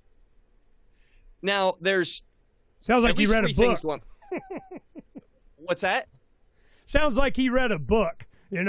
I've seen this kind of stuff before, and he went to therapy class of, the Dylan school of how do you deal with whatever, I feel it. So there's three things I want to unpack there. And remember, I prefaced this on, I thought this guy was in my tribe. I really thought we were on the same tribe. We were similar politically. We were similar, experience sort of thing, right? And the first thing was this move of asking me to talk and then saying, okay, you could start. That's a power move of him trying to control when I get to speak and when I don't. The second part was this, you perceive that blah, blah, blah, blah, blah.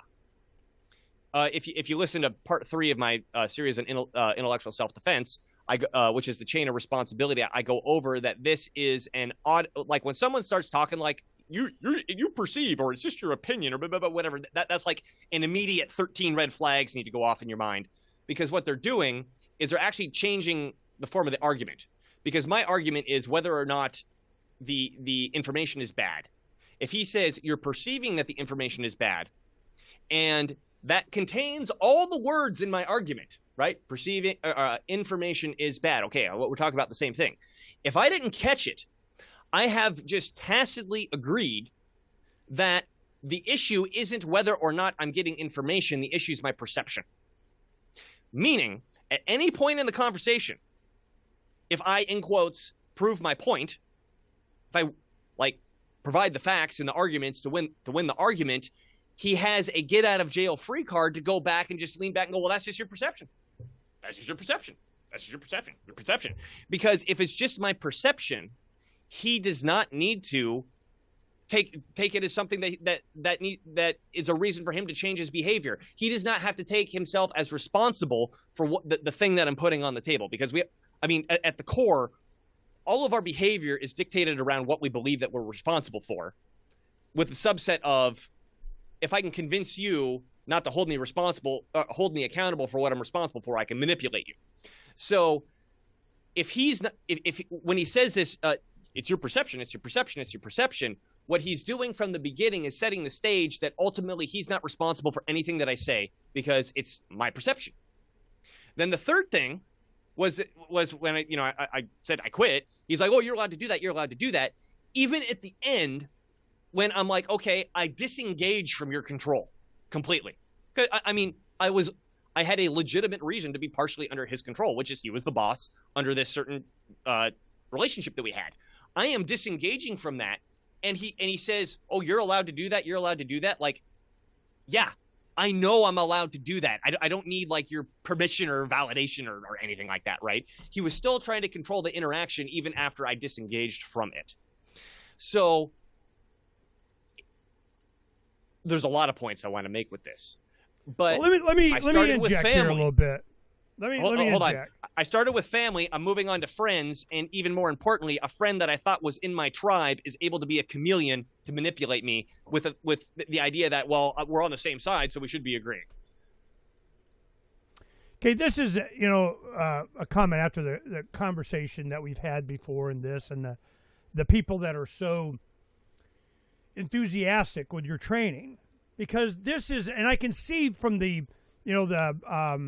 Richard Grove, his autonomy project, the young men and women that come in, the trivium that they pick up as a technique for being able to articulate and defend themselves, to be able to rationalize their positions and solidify what they believe in and how to express it, to be able to do podcasts, to be able to share with others, to be effective as activists or spokesmen or whatever. I can see that. Let me make this observation, and tell me if I'm wrong. Of all of the people that I have met that have gone through this program, the ones that Which are program? so autonomy, yours, okay, this kind of communication thing that Benny Wills, his God, what did he call it? I don't recognize that name. He was a comedian that he was an autonomy guy that started his own podcast, and I can't remember what it was called. But there is such a need for being able to find yourself, discover your role, to be able to have the confidence that they lacked before because of abusive relationships, because of parenting, because of their environment at school, whatever it was.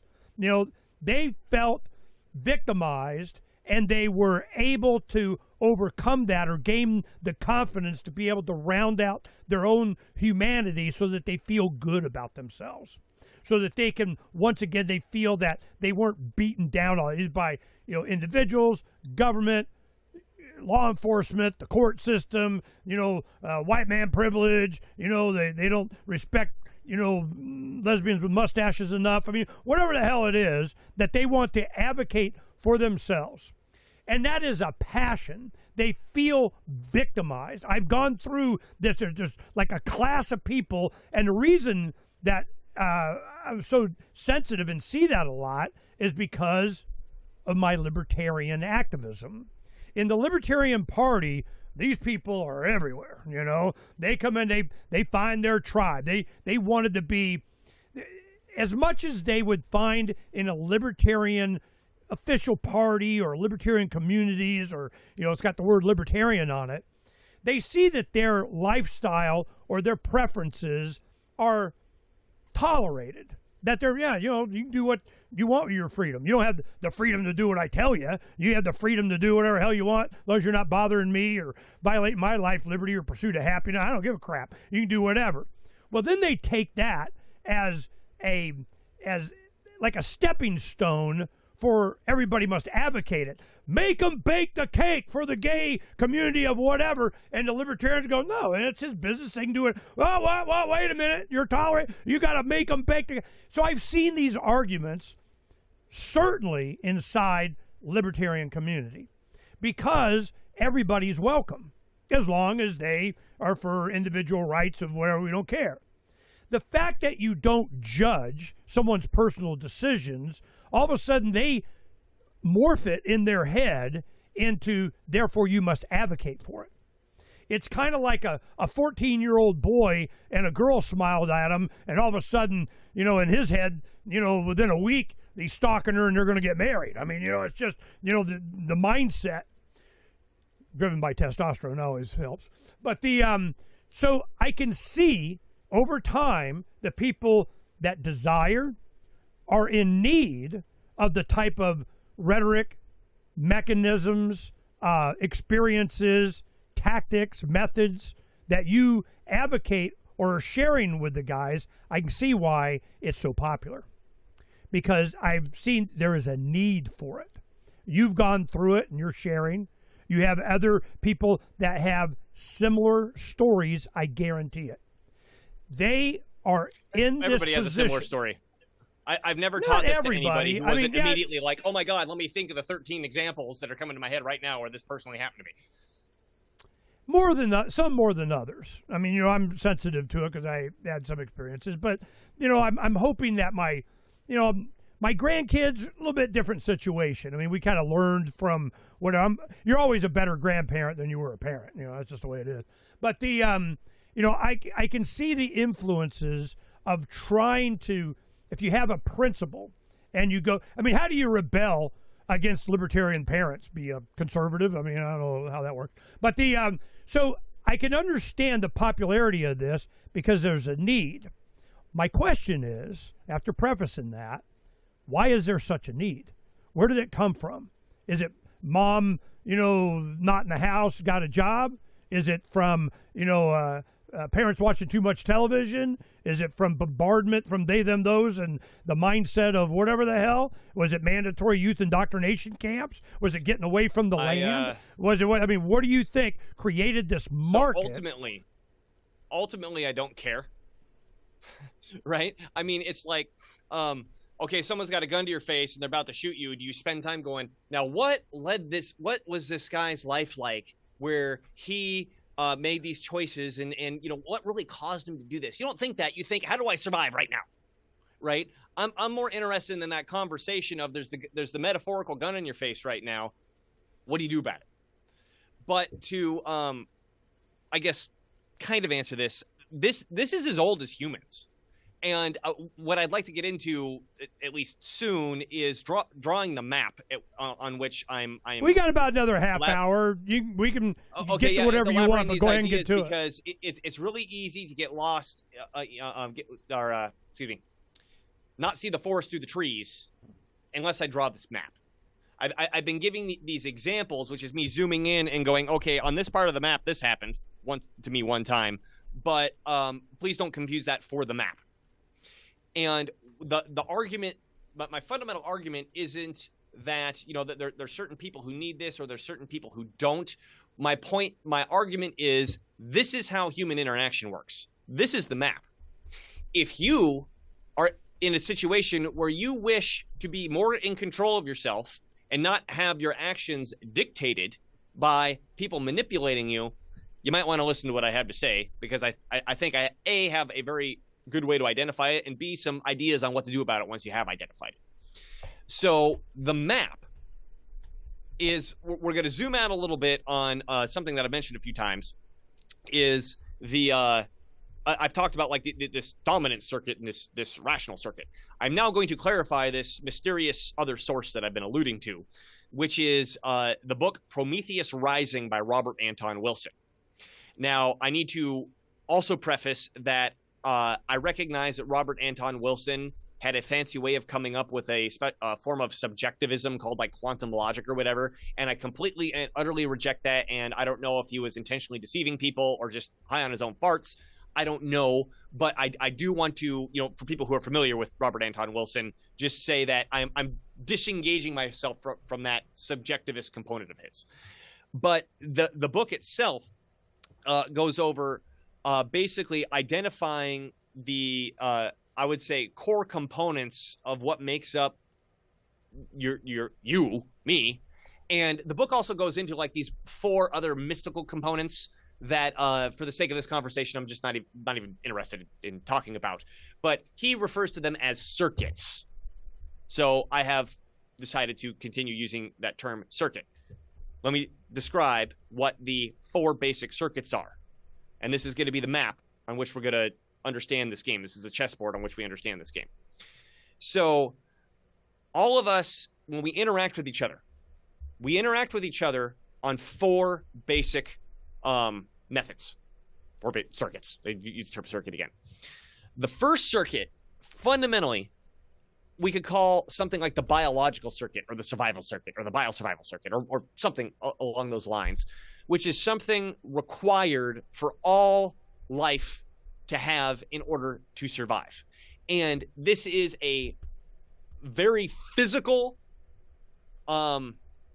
interaction that you're able to have in reality, which is basically to say, I can either move towards something or move away from it, right? I mean, at some level, everything that we're doing is moving towards something or moving away from it. I move toward my computer so I can talk to you. I'm going to move toward my home when I decide to go home.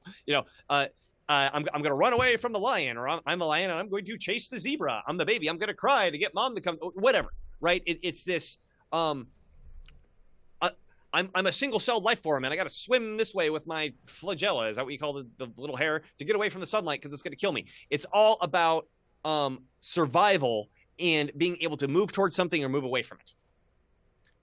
All life is inherently born with this, couldn't survive without it. The second circuit is, we'll call it the emotional dominance circuit for the sake of giving it something to call it. And you really see this coming out of humans when they're toddlers, because and having my own kids was really confirming to this theory of mine, which is that kids, once they're like 2 or 3, are really, really, really, really, really concerned about who's in charge, who tells who what to do. And it's nothing to do with, oh, let's have a discussion. Let's understand, the social nature and nature of what's going on in the philosophy and the social organization. They're not doing that. The best way to think about it is like a dog pack, where the interactions only exist on one dimension, similar to the first circuit. And that dimension is, I either dominate you and you submit to me, or you dominate me and I submit to you. There's no, it's win-lose. There's no other option within this circuit. And I mean, if you think about a dog pack, right, or a wolf pack, there's the alpha dog or alpha wolf that determines what happens. And if another wolf does something else, they don't like form a committee. That they don't sit at the table and have a discussion. The alpha wolf puts it in its place. And if a new wolf is like, well, I'm going to be the alpha wolf, he puts the old alpha wolf in his place, right? It's all about dominance and hierarchy. The third circuit really starts to manifest in humans I would say about the time they're 8 or 9, which is we could call like the rational circuit or the semantic circuit. Now, if you read Robert Anton Wilson and read about these 4 circuits, and like I said, I'm not even talking about these other 4 more mystical ones that he discusses. This is where I really verge from him. If you read this book, what I say about the first and second circuit are pretty much going to be the same thing that you read. When we get to the third and fourth, I'm like in a totally different direction. The third circuit, he calls the semantic rational circuit, which is where we are able to start using language to identify ideas and conceptualize universals and create language in order to discuss them. We start giving names to things and we start comparing things. And this is where we're capable of utilizing knowledge to generate understanding, right? Knowledge is like the raw data that comes in. Understanding is us being able to compare that data. These are trivium words. I'm sure anybody who's familiar with the trivium is picking up on that. And this is where we finally have the ability to say, okay, well, you put your issue on the table and I'll put my issue on the table and we'll discuss it and see if we can think of a solution that benefits both sides and we'll have a, in quotes, win-win interaction. Or, I mean, it's not always win-win. Maybe it's, I disagree with you about something and we have a discussion and I have to go, you know what? Damn, you're right. I have to submit to your argumentation. But I'm not submitting to you. I'm submitting to the argument. That's the difference, right? Now, the fourth circuit is, I know I'm going through these at like light speed. Go watch my YouTube channel and the presentations on my 3 parts of intellectual self-defense to dive in this in detail, right? But the fourth circuit is, which Donna has links to in the archive, by the way. Great. Today, which is Wednesday. What the hell is today? It's 13th, November 13th of November, 2024. And you can go there and all the connections to Dylan's stuff is there. All right. So the fourth circuit, Wilson calls it the sexual taboo circuit because he believes all morality is subjective. I don't. I call it the moral taboo circuit. But, I mean, call it the moral circuit. Simple enough. Where, sorry, I missed the point about the rational circuit. I talked about the first circuit operates on a single dimension, approach or retreat. The second circuit operates on a single dimension, which is submit or dominate. I look like I froze up. Can you still hear me? Yeah, no, you're good. Go. Okay, great. Okay, so just look frozen me while we're talking about this. The third circuit, it doesn't have any particular dimension because when we utilize semantics and argumentation and rationalization, we can create and just destroy dimensions. Kind of like, if you take an advanced calculus class, you're like, okay, we're going to look at this 12-dimensional equation, right? And you're like, what are 12 dimensions? That they have a reason for it, right? You can do that semantically. The fourth circuit goes back to a single dimension interaction, which is right and wrong. Now, I argue that this circuit starts to become available to the human, or I should say, like, consciously available. I'm not saying, like, kids don't have any moral capacity, right? But to like, really start fully understanding the moral capacity, it starts to happen around puberty. And, I mean, I'm not going to get into why I think it's the case, but just that's kind of the time it happens. Now, I want to be clear. I'm not saying when a kid hits puberty, they know what right and wrong is. I'm saying they're able to conceptualize it, right? I mean, for example, if I say you shouldn't have sex until you're married to a 7-year-old, they're not even able to conceptualize what you're talking about. What? But if I said it to a 13-year-old, they could be like, okay, yeah, I mean, I don't know if that's right or wrong, but I can conceptualize what you're talking about and I can have a discussion about it, right? So and then for the sake of this conversation, I'm not trying to say whether it is right or wrong. I'm just saying, I'm just observing this is a fourth circuit question that operates on this higher level. Now, a quick thing I want to say about the third circuit, and part 2 of my 3-part series is like this super deep dive into the third circuit. But that's where all the logic, the fallacy, the syllogism, all that sort of stuff, the in quotes, the chess rules of the third circuit, that's where all that stuff exists, right? And when you get to the fourth circuit, this is where the is turns into a should, right? I am in a room with a computer in front of me. That's an is statement. Versus I should be in a room with a computer in front of me. That's like a moral statement, a thing that you should be doing instead of some other thing. Now, I'm not interested for purposes of this conversation how you get from an is to a should. That's philosophers can figure that out. I don't care. I'm just observing that there are these 4 separate ways that we can interact with each other. These are the 4 basic ways that we can interact with each other. So far, even if you or your listeners have not directly thought about this, you're probably like, yeah, okay, yeah, that makes sense. So what? There are 2 main principles. I think this is where I'm really adding my unique flavor to this, which is something useful to proliferate. Is the first one, the first principle. In order for 2 people to interact, they have to be on the same circuit. Right now, I think you and I are both on the 3rd circuit, right? We're having a rational discussion. Maybe we're disagreeing about some sort of stuff, but we're not getting mad and like threatening to break beer bottles over each other's heads or shoot each other or whatever, right? If you were to threaten to hit me with a beer bottle over the head, we're obviously not communicating Digital on the beer same bottle, circuit, right? Right. So we're not on the same circuit, and we're not having a rational conversation at that point, right? Now, my entire argument, my entire theory of intellectual self-defense that I'm presenting here hinges off of the second principle. And the second principle is, if 2 people are attempting to interact with each other on separate circuits, the lower circuit determines the interaction. If 2 people are attempting to communicate with each other on different circuits, the lower circuit determines the interaction. In the example that I just gave, if I'm trying to talk to Ernie and he's throwing beer bottles at me, are we having a first circuit or are we having a third circuit interaction? We are clearly having a first circuit interaction, and me making an argument is not affecting how the beer bottles are, going to hit my face, right? I mean, unless I'm like really good at talking and can bring Ernie back up to rational, we're having a physical fight, right? And what's interesting about this is that when you start comparing different examples of person A is on circuit 1 and person B is on circuit 2, we have it a Zoom issue. Okay. If people are on 2 different circuits, it's usually pretty clear. Like I said with the beer bottle example, if I'm trying to have a rational conversation or I'm trying to have a theological or moral or ethical or philosophical conversation on what we should or should be doing for circuit, right?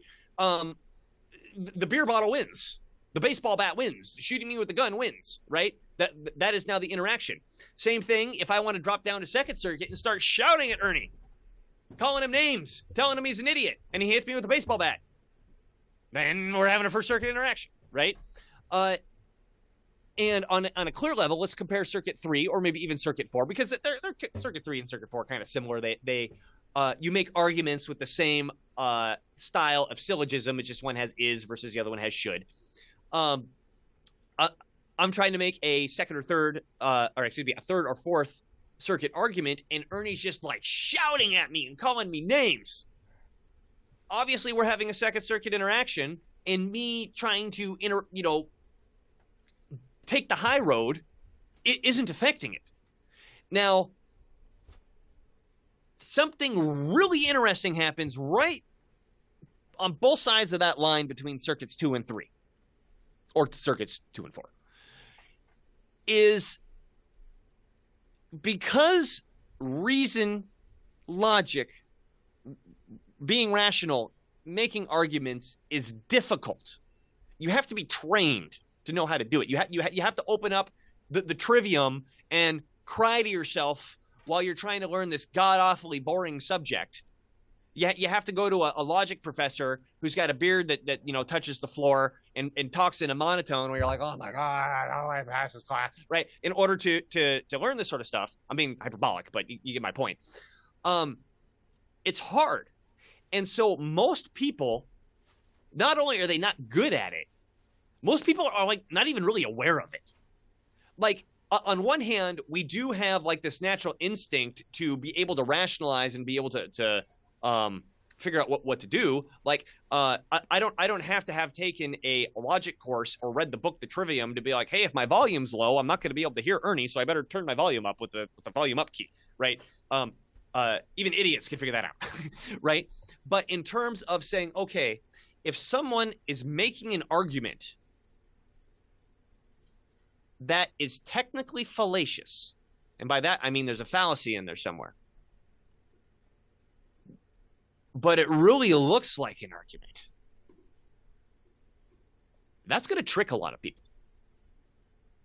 And because if it's not circuit 3, right? If we're playing chess, if we're not following all the rules of chess, if somebody cheats once, you're no longer playing chess. Similar to the rules of logic, the rules of the third and the fourth circuit. There are strict rules to follow, and if somebody breaks it, I mean, this is a different way of saying if somebody commits a fallacy, which is what they teach you in a logic class, if somebody commits a fallacy, the argument is no longer valid. Whatever comes next, it doesn't matter how far the dominoes go away from the fallacy, everything that came after the fallacy can now be challenged because it's no longer an argument. So people can pretend to look like they're making an actual rational argument, but in reality, they're approaching you on the second circuit, which is an attempt to dominate you. I define, within the scope of what this map that I just laid out here, I define sophistry as a person or the act of engaging in the second circuit with somebody while pretending to be on the third circuit, typically for the purpose of dominating the other person without them knowing it or without them realizing it. And when you add the groupthink factor, like go back to the tribe, I got to get along with the tribe or I'm going to get excommunicated. If you are smart enough to realize what's going on and you, whether you directly understand this map that I've drawn out or you figured it out some other way, you're like, this guy's starting to fight with me and I'm going to fight back. If there's anybody watching, chances are they're going to point to you and say, you started the fight. And they're all going to dogpile you, which is exactly what happened at my table in Augsburg, Germany, when I the light bulb went off over my head for the first time. Right? Now, that's the map. That's just a third circuit description of how I'm hypothesizing my theory of how humans interact with each other. I recognize it's super duper oversimplified, and I'm sure psychologists can come to me and like rip it apart or whatever. But my interest isn't in being like 100% accurate in all things. My interest is in, okay, somebody is coming to punch you in the face. They're starting to box you right now. Here are some basics that I could teach you really quickly so that you at the very least don't get your face pummeled in.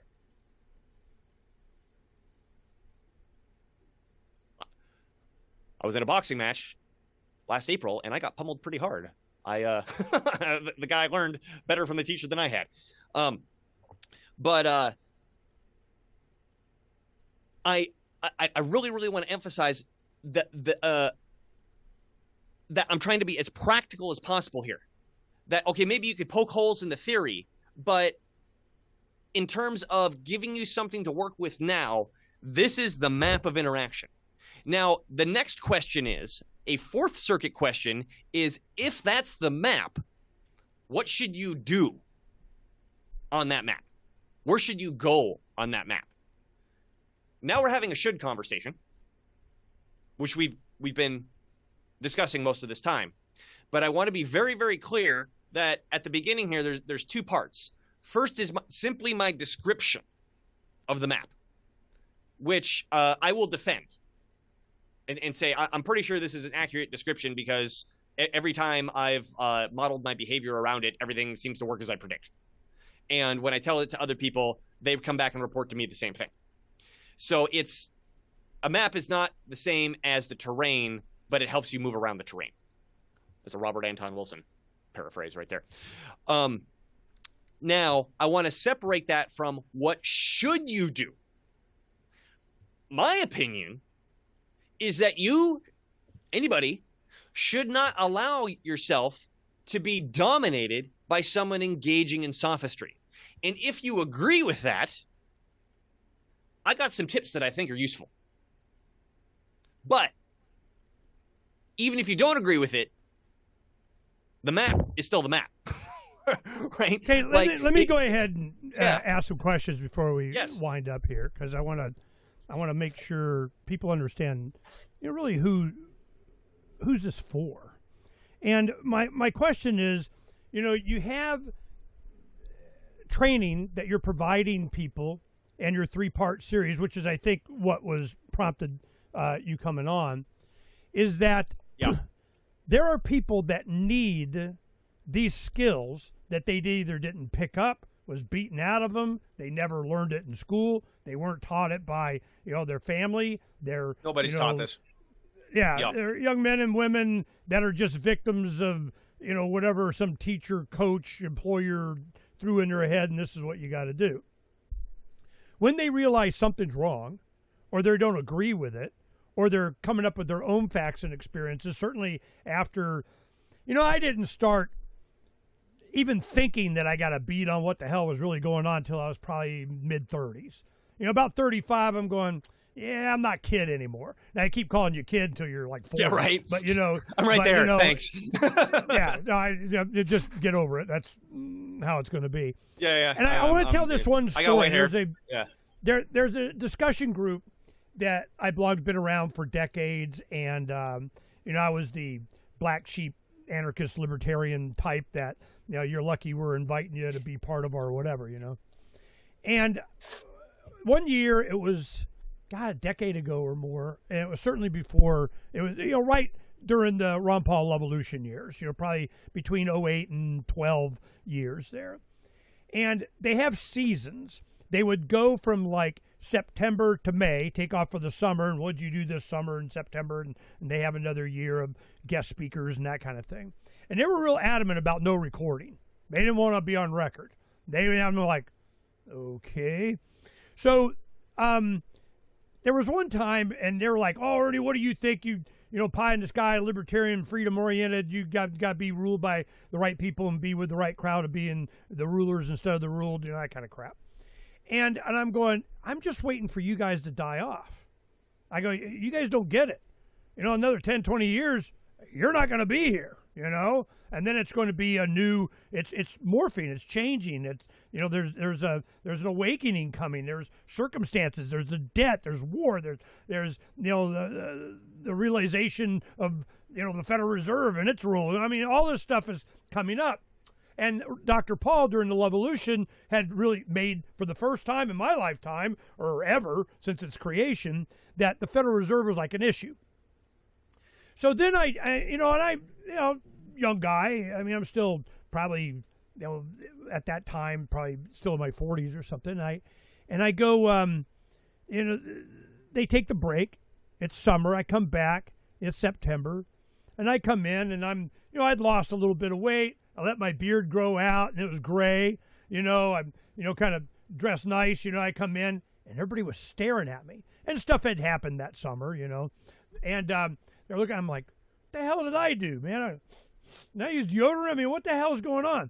And then within about a minute or two, it dawned on me what was going on. All of a sudden, Ernie the kid has got a gray beard, dressed nice, and kind of they saw their future. They're seeing that, what I was talking about. And I go, oh. So I stroke my beard and I go, we're here.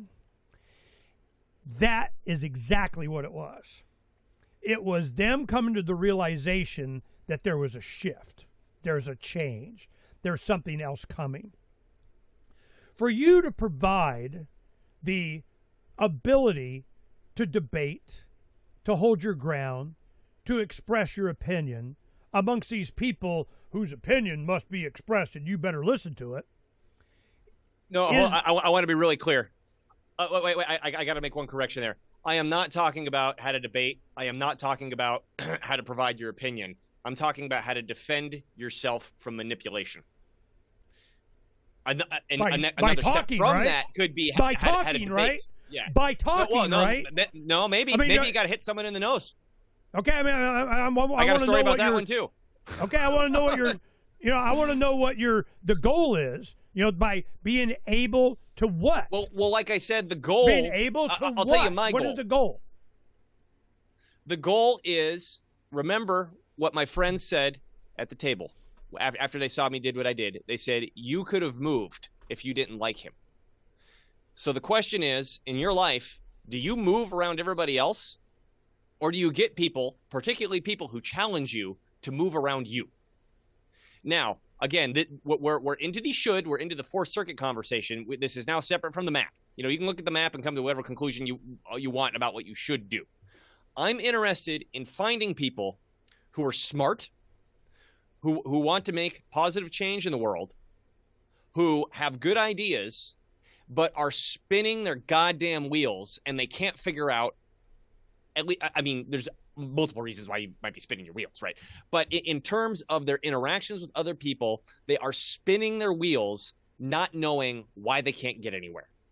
And I believe, because this was totally me, and I see it for people who are smart. This is aimed at smart people. I had a friend who I've told this about, and he's like, I don't think a 90 IQ person is going to get this. I'm like, I'm not talking to the 90 IQ person. I'm talking to the people who are already smart, who think that being smart wins a fight. What I'm saying is, if somebody, I'm going to say this actually, literally, and then we're going to describe it metaphorically.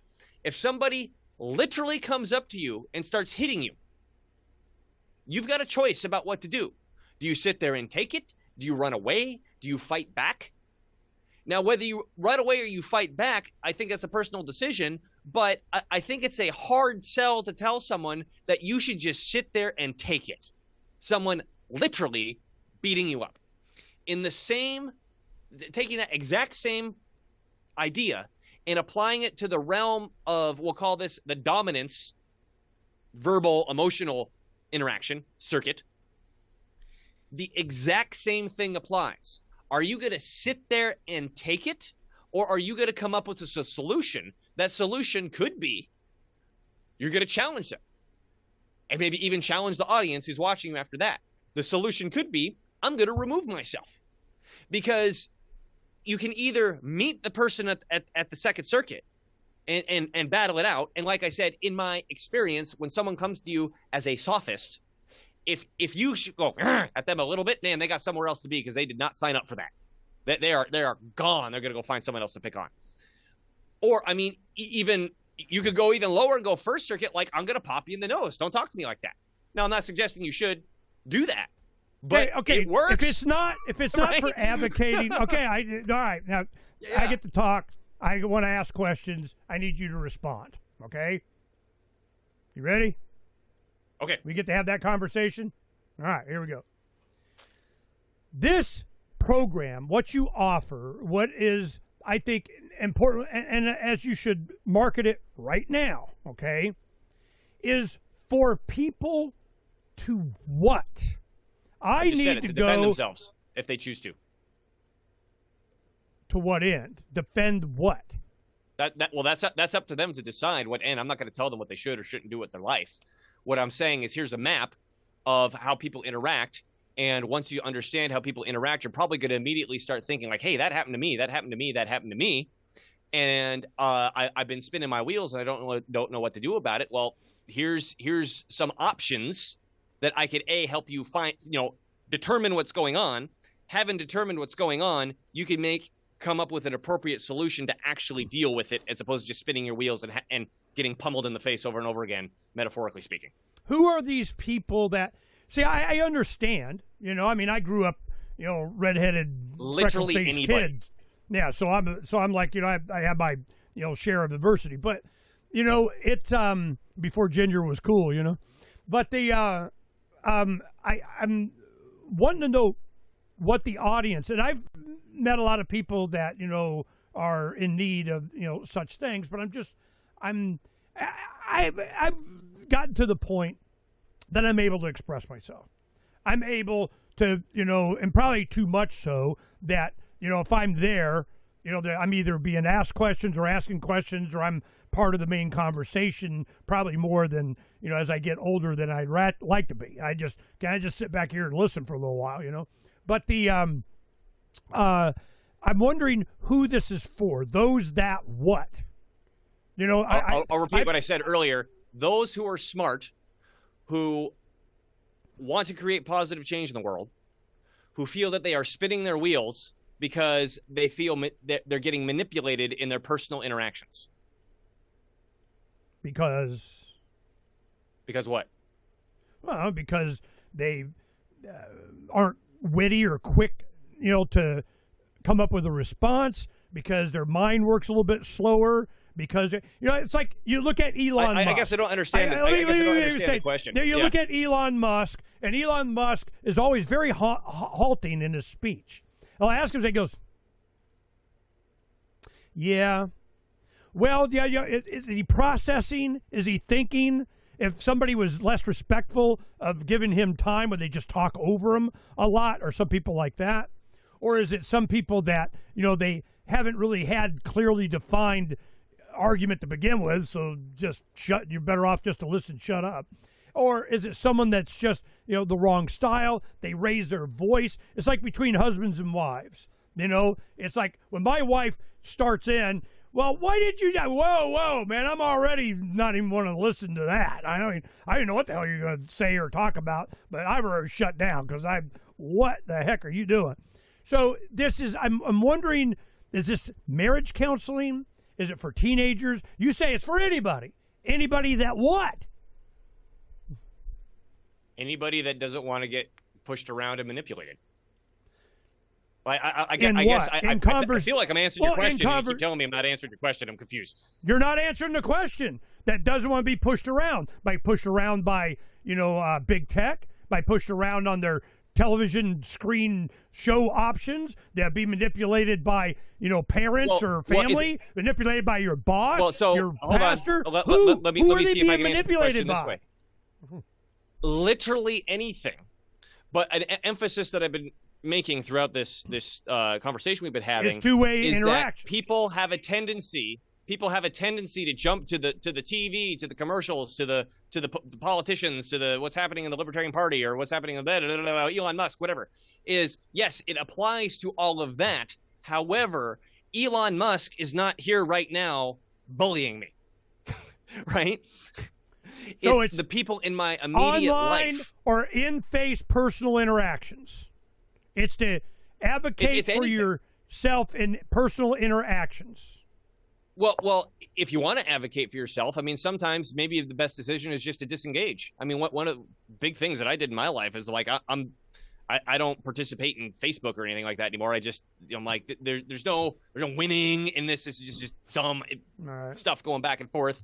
All the circuit stuff I said applies, but why would I even dip my toe into this nonsense? Because it's a waste of time, right? I guess it's kind of a question like, okay, here's where I'm confused about what you're asking me. I'm like, hey, I'm teaching a class on how to be an electrician. And you're like, well, who's your audience? Well, anybody who wants to be an electrician. Well, why would they want to be an electrician? Because that's, they've decided that that's a way that they want to make money, and that's important to them. Well, what would they use the what would they do? All right, let me be clear so you understand my question. Mm-hmm. Let me so you understand my concern. Yeah. When you have these skills, and you're going, okay, we're going to learn some communication skills. All right. Communicating with whom? How? Why? Are you a candidate? Do you want to convince an audience? Are you an attorney giving closing or opening argument? Yeah, well, I think let me finish. This isn't about convincing anybody. Let me finish. Yeah. If you're in a marriage and you want to have they get into nonviolent communication and all this other stuff, different communication mechanisms for relationships with your spouse, with your children, grandchildren, family, Thanksgiving. I'm trying to narrow it down to where the target market for them going to you. I'm trying to help you. Who is it and what circumstance are they making use of these skills? Let me get what I'm getting from you and tell me if I'm wrong.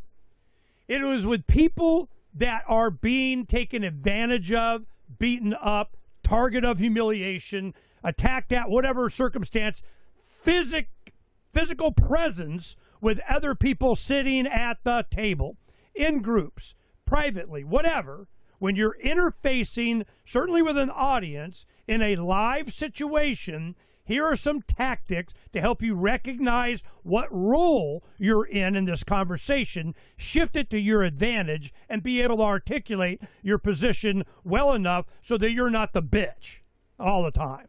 Just saying. Well, almost. As almost. opposed, well, then it it's has not nothing. so it's not for candidates. It's not for party members advocating. It's not for news anchors. It's not for It's for all those people. Who's it for? It's for all those people.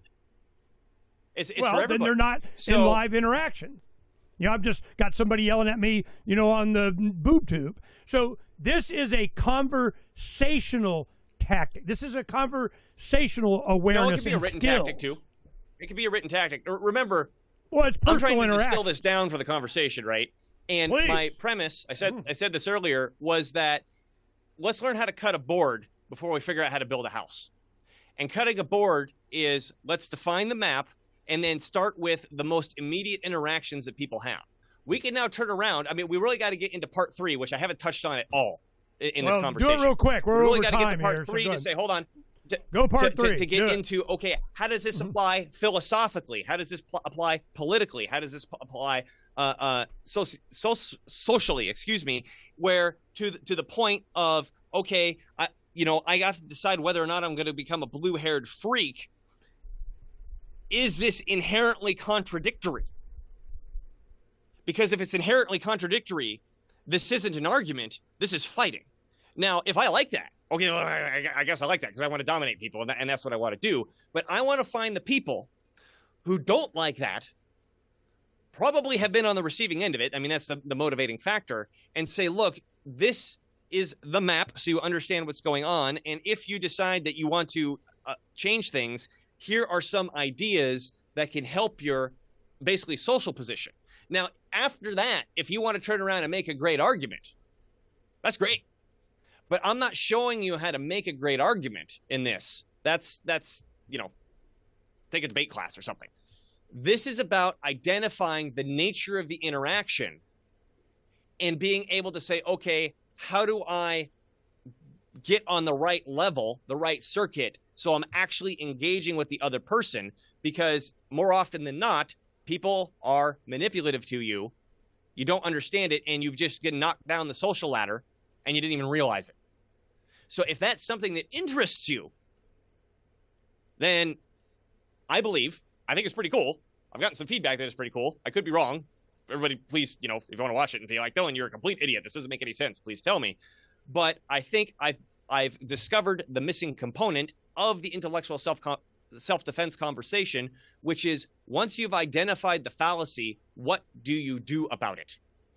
Once you've identified the fallacy, what do you do about it? And part of it is you have to step back from worrying about all these, what's right and what's wrong. And, this person's making that argument. Or totally step back from that first.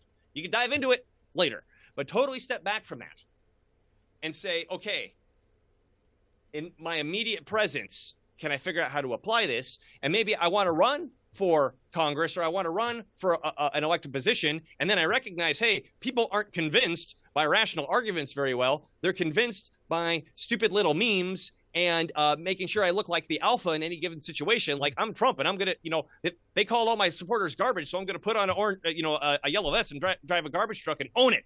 Right. That wasn't a rational conversation. Right. That was a back and forth dominance play. Right. Who's dominant in this interaction? And I think the funny one, right? Trump was dominant in that interaction. So, okay, here's a religion I'm going to sell you. I'm going to stir some shit here.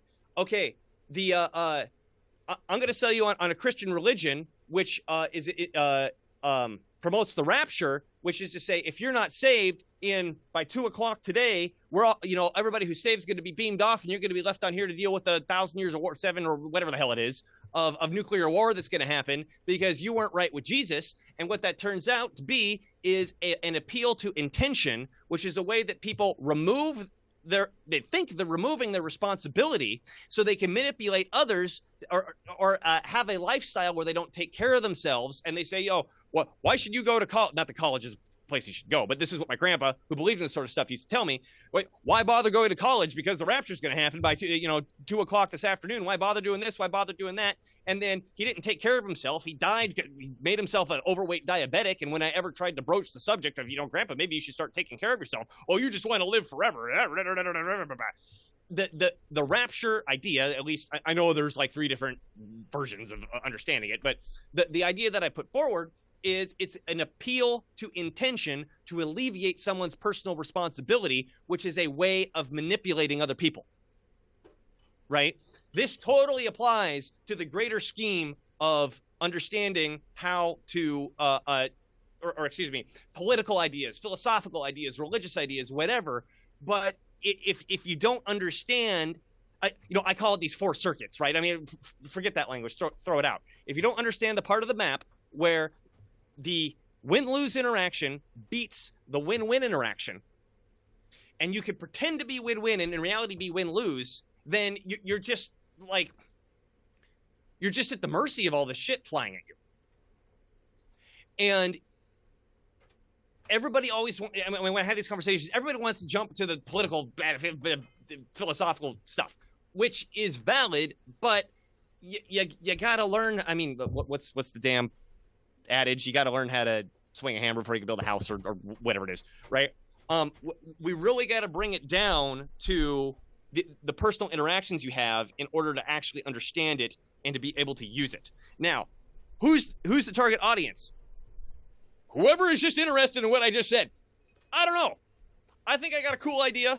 I'm putting it out there. It's been super useful to me. I've had a lot of feedback that is super useful to other people. Blech. I'm not trying to make any money on it. I make money somewhere else. Understand. You And come that's to my why I website, wanted to I'm not going to charge you shit. Yeah.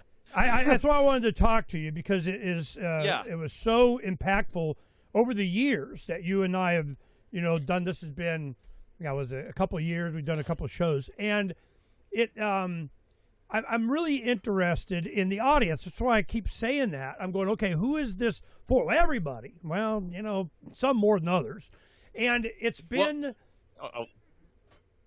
It's been my experience that their communication, this kind of stuff, that it's needed, and it's something that, Donna, what was Benny Wills's class name? Do you remember? Yeah, I don't remember.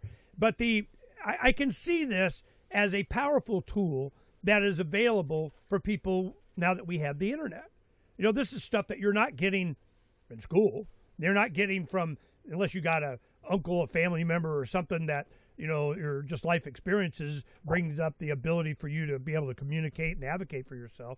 I mean, there's a lot of need for this kind of abilities and skills. They don't teach it in school. They're not. Matter of fact, they're cutting it out. I mean, you're not even hell. You don't even read a lot of the things now. Oh, parrhesia. That was what it was. Parrhesia, which was this kind of a program.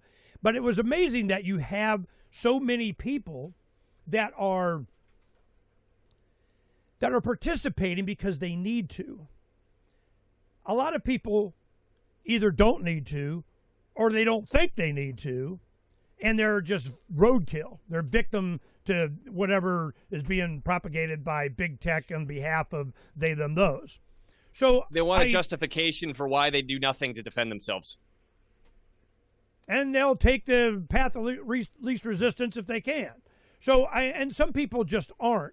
I used to be of the mind. We'll start winding it down with this. I'll get you a comment on this, and we'll wrap it up. But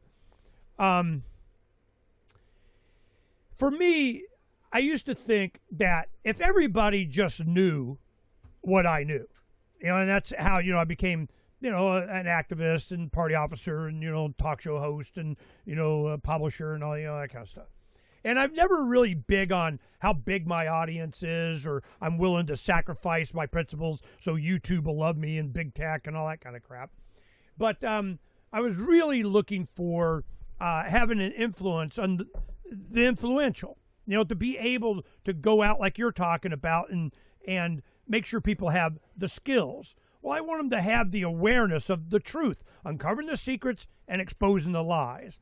How you do it, I didn't really care. I just wanted to make sure that you as an individual understood, knew, and if you wanted to share, you share, whatever. You're given about the mechanism by which you can effectively share, which is, one thing that I'm not doing. So, one less thing I got to do. But the thing that I'm looking at is there is such a need for this kind of advocacy.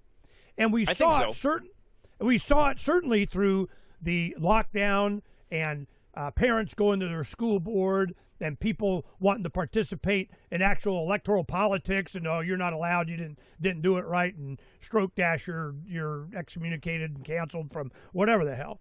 So having these skills to be able to articulate yourself, stand up for yourself, not be a whipping boy in public for these other guys to gain status at your expense unjustifiably, and you're not able to articulate, why you should at least be part of the conversation and not their bitch, I understand that. I get it. I applaud it. But there is a market, I doubt it's way more 20-year-olds than it is 60-year-olds. Guarantee that. Where's the line? They don't give a shit. Where's the line? Or they already know. Or they've experienced life. They get it. They may not have the skills, but they understand, and they just avoid. As you get Most older, 60-year-olds I've met do not understand this at all. as you get older, you limit how many people. I mean, we keep expanding because we're active and so on, but most of my friends, their circle of friends gets smaller. I mean, they have acquaintances and so on, but they kind of, just do away with the distraction and the I don't want to have the argument. I don't care. I associate with people that aren't challenging me like that all the time. I don't go and be where I'm going to get beat up all the time. I don't, so you start to self-select. Well, if you're an advocate, if you want to go out and make the world better, make people better. Some people have that drive or a little narcissism or whatever to go out and run for office, to advocate for a cause, to promote and pimp some issue. This is, and to have this kind of rhetoric, because you're going to come up against the trolls. You're going to come up against the paid trolls. You come up against the bots. I don't know what the hell you do with the bots, but, memes and so on. That's why the left can't meme, because you have to have some truth. You have to have some compassion. You have to have, some empathy, love. It doesn't work when you're not human. You're a bot, or you don't have any empathy. You're just pissed off that somebody's memeing against you. So it becomes obvious, and I can see the power of this, but what you've been so resistant to in me having this conversation with you is I'm looking, where's the need? Well, you just admitted, 60-year-olds probably don't care that much. It's the 20-year-olds. It's the young men and women that are looking for an out, looking for a skill, looking for an ability to express and defend themselves. Those are the audience. The people that come to me that want to be very passionate and such fan boys and girls for you are the ones that needed, that made use of, that see this type of thought process and this observation that you're having as, Dylan, where you been all my life? Okay? So that is what I wanted to,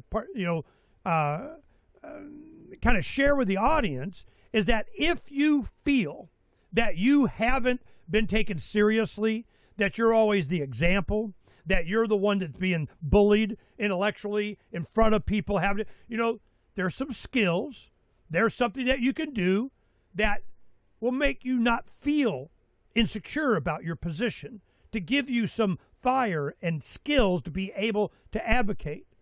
So I wanted to make sure that I gave you the time to express yourself, to give your stories. This is probably one of the shows that I've talked the least, and everybody's noticed that, so I just FYI. But I wanted to make sure that you were able to articulate this, because it's helped so many, in my opinion, young men, that, wanted to be able to, they're passionate about what they learned from your program. So we have all the contact information in the archive. We want to, and this 3-part series that you're talking about that we want to direct people to as the one thing that prompted you coming on, and the fan campaign started, is what? Tell people, direct them to that, because that was what seemed to be the most important thing. Because since we talked, as I was scrolling through your shows here, a crap load of stuff you've done since we talked last time. So I just, in that freaking melee of, bombardment of, intellectual ammunition, what is the 3-part program? How do they get to it right away? Sure. So if you go to ireta.tv and you click on the menu, there will be a thing that says intellectual self-defense, and it ain't pretty yet, but it's got links to our Odyssey channel and also Buzzsprout for if you just want the audio version only, although I present it with slides, so I recommend the video. It's got all 3 parts right there. Yeah, there it is. I actually asked Justin to clean this up because I hate marketing, man, if you can't tell. I don't want to deal with the website. Everybody's got a I don't want to plan make the damn of whatever, thumbnail. I just want to tell my stuff and go away, right? But yeah, there are the 3 parts. We've got a YouTube channel. You can find us on YouTube.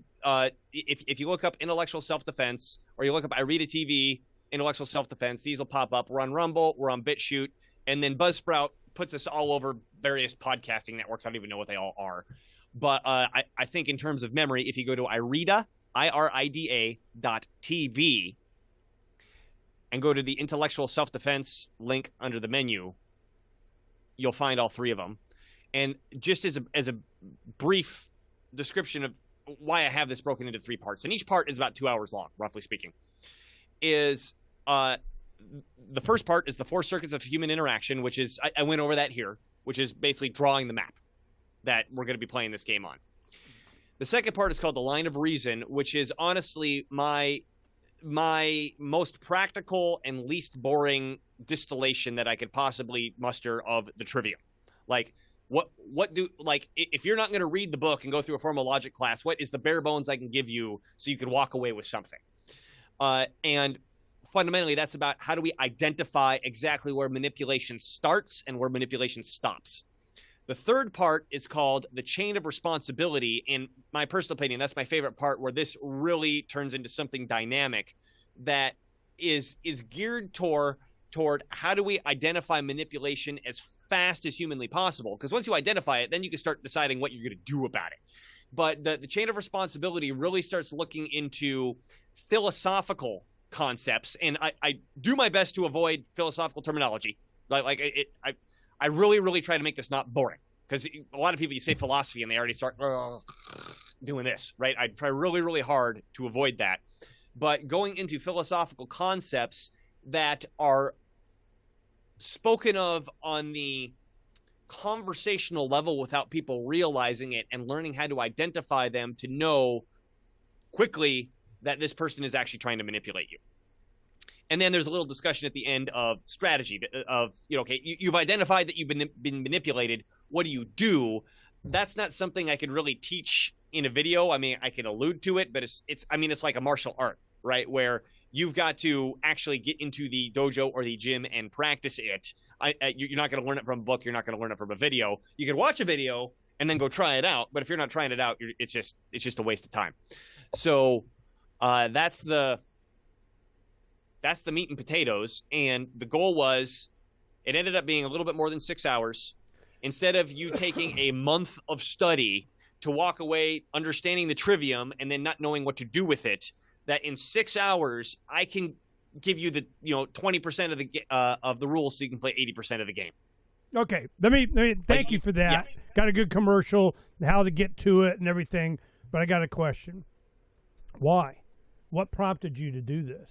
What was it that, bing, epiphany, I owe the world from, great abilities and knowledge. I have a responsibility to share. I mean, it was going to make the world better for you and your family because, I mean, what was your motivation? Or I want to make a bunch of money, or whatever the heck it was. Right. What was the drive? Well, I do want to make a bunch of doing money, but I know this isn't going to make it for me.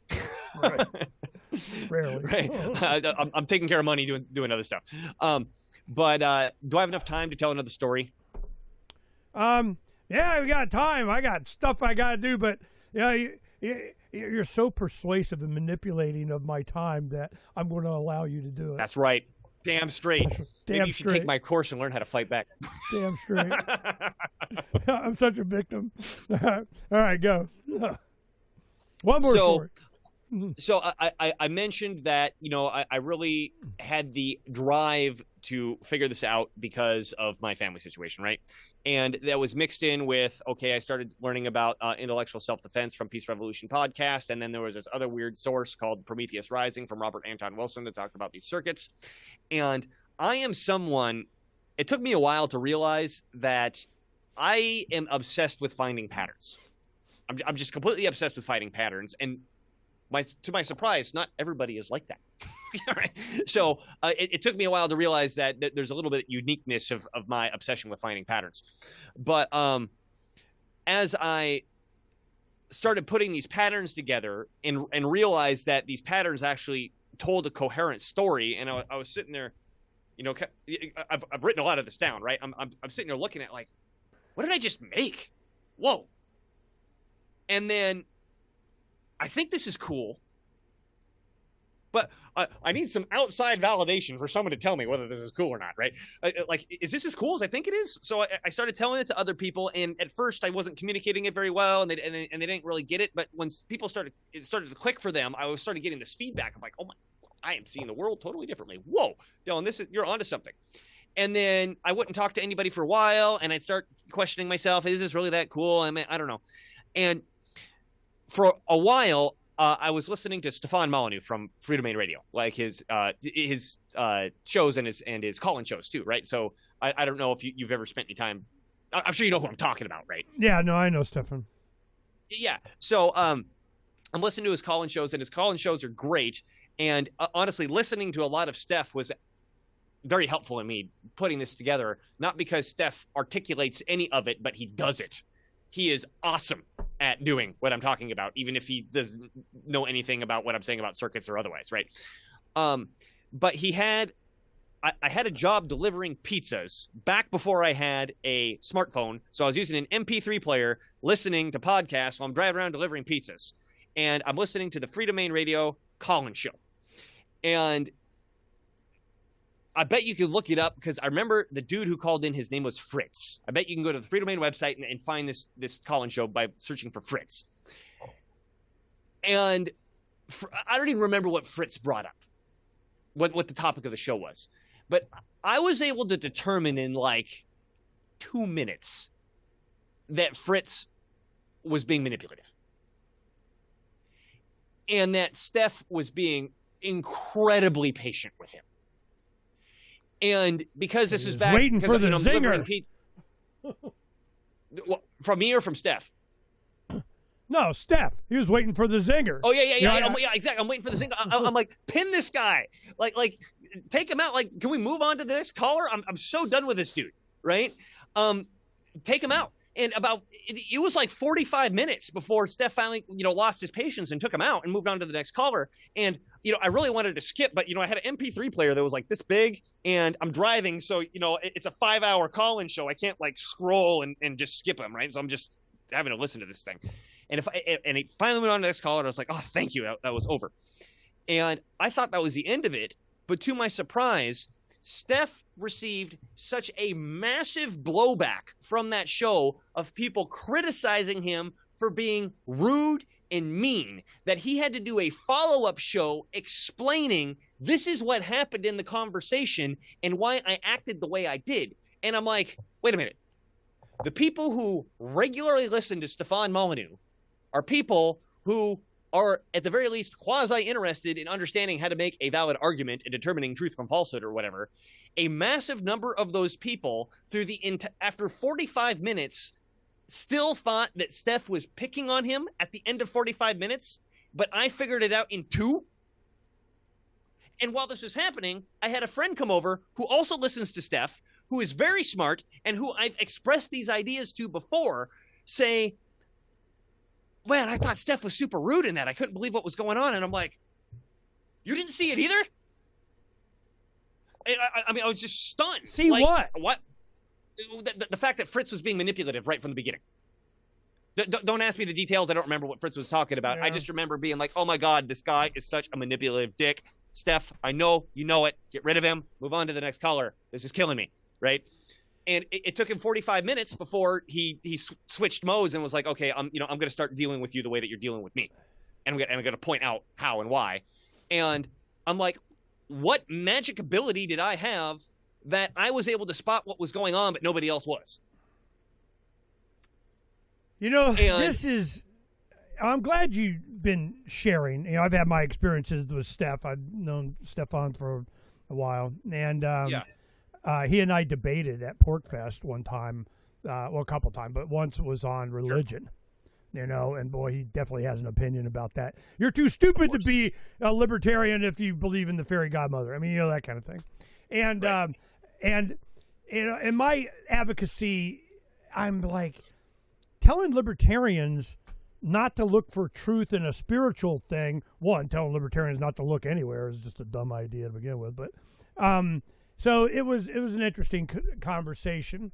But I remember when I first came across Stefan Molyneux, that it was a video that he had done. It was called Matrix 13 or something like that. I remember it was Matrix I don't think something. I watched that one, but go ahead. But that was a long time ago. It was probably like in, 9, 10, 11, I mean, way back when.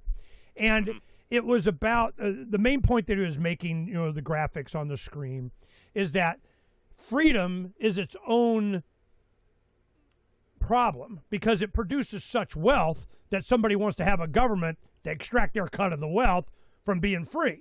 So it's like a rancher, a farmer, you have chickens, well, free-range chickens are healthier and make bigger, higher, firmer, oranger yolk eggs and nutrition. They kick butt. The more free you have, the more productive they are.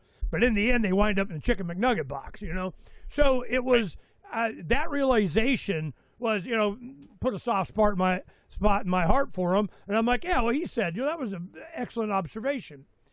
But as time went on, he really, got a big head. I mean, the world according to Stefan.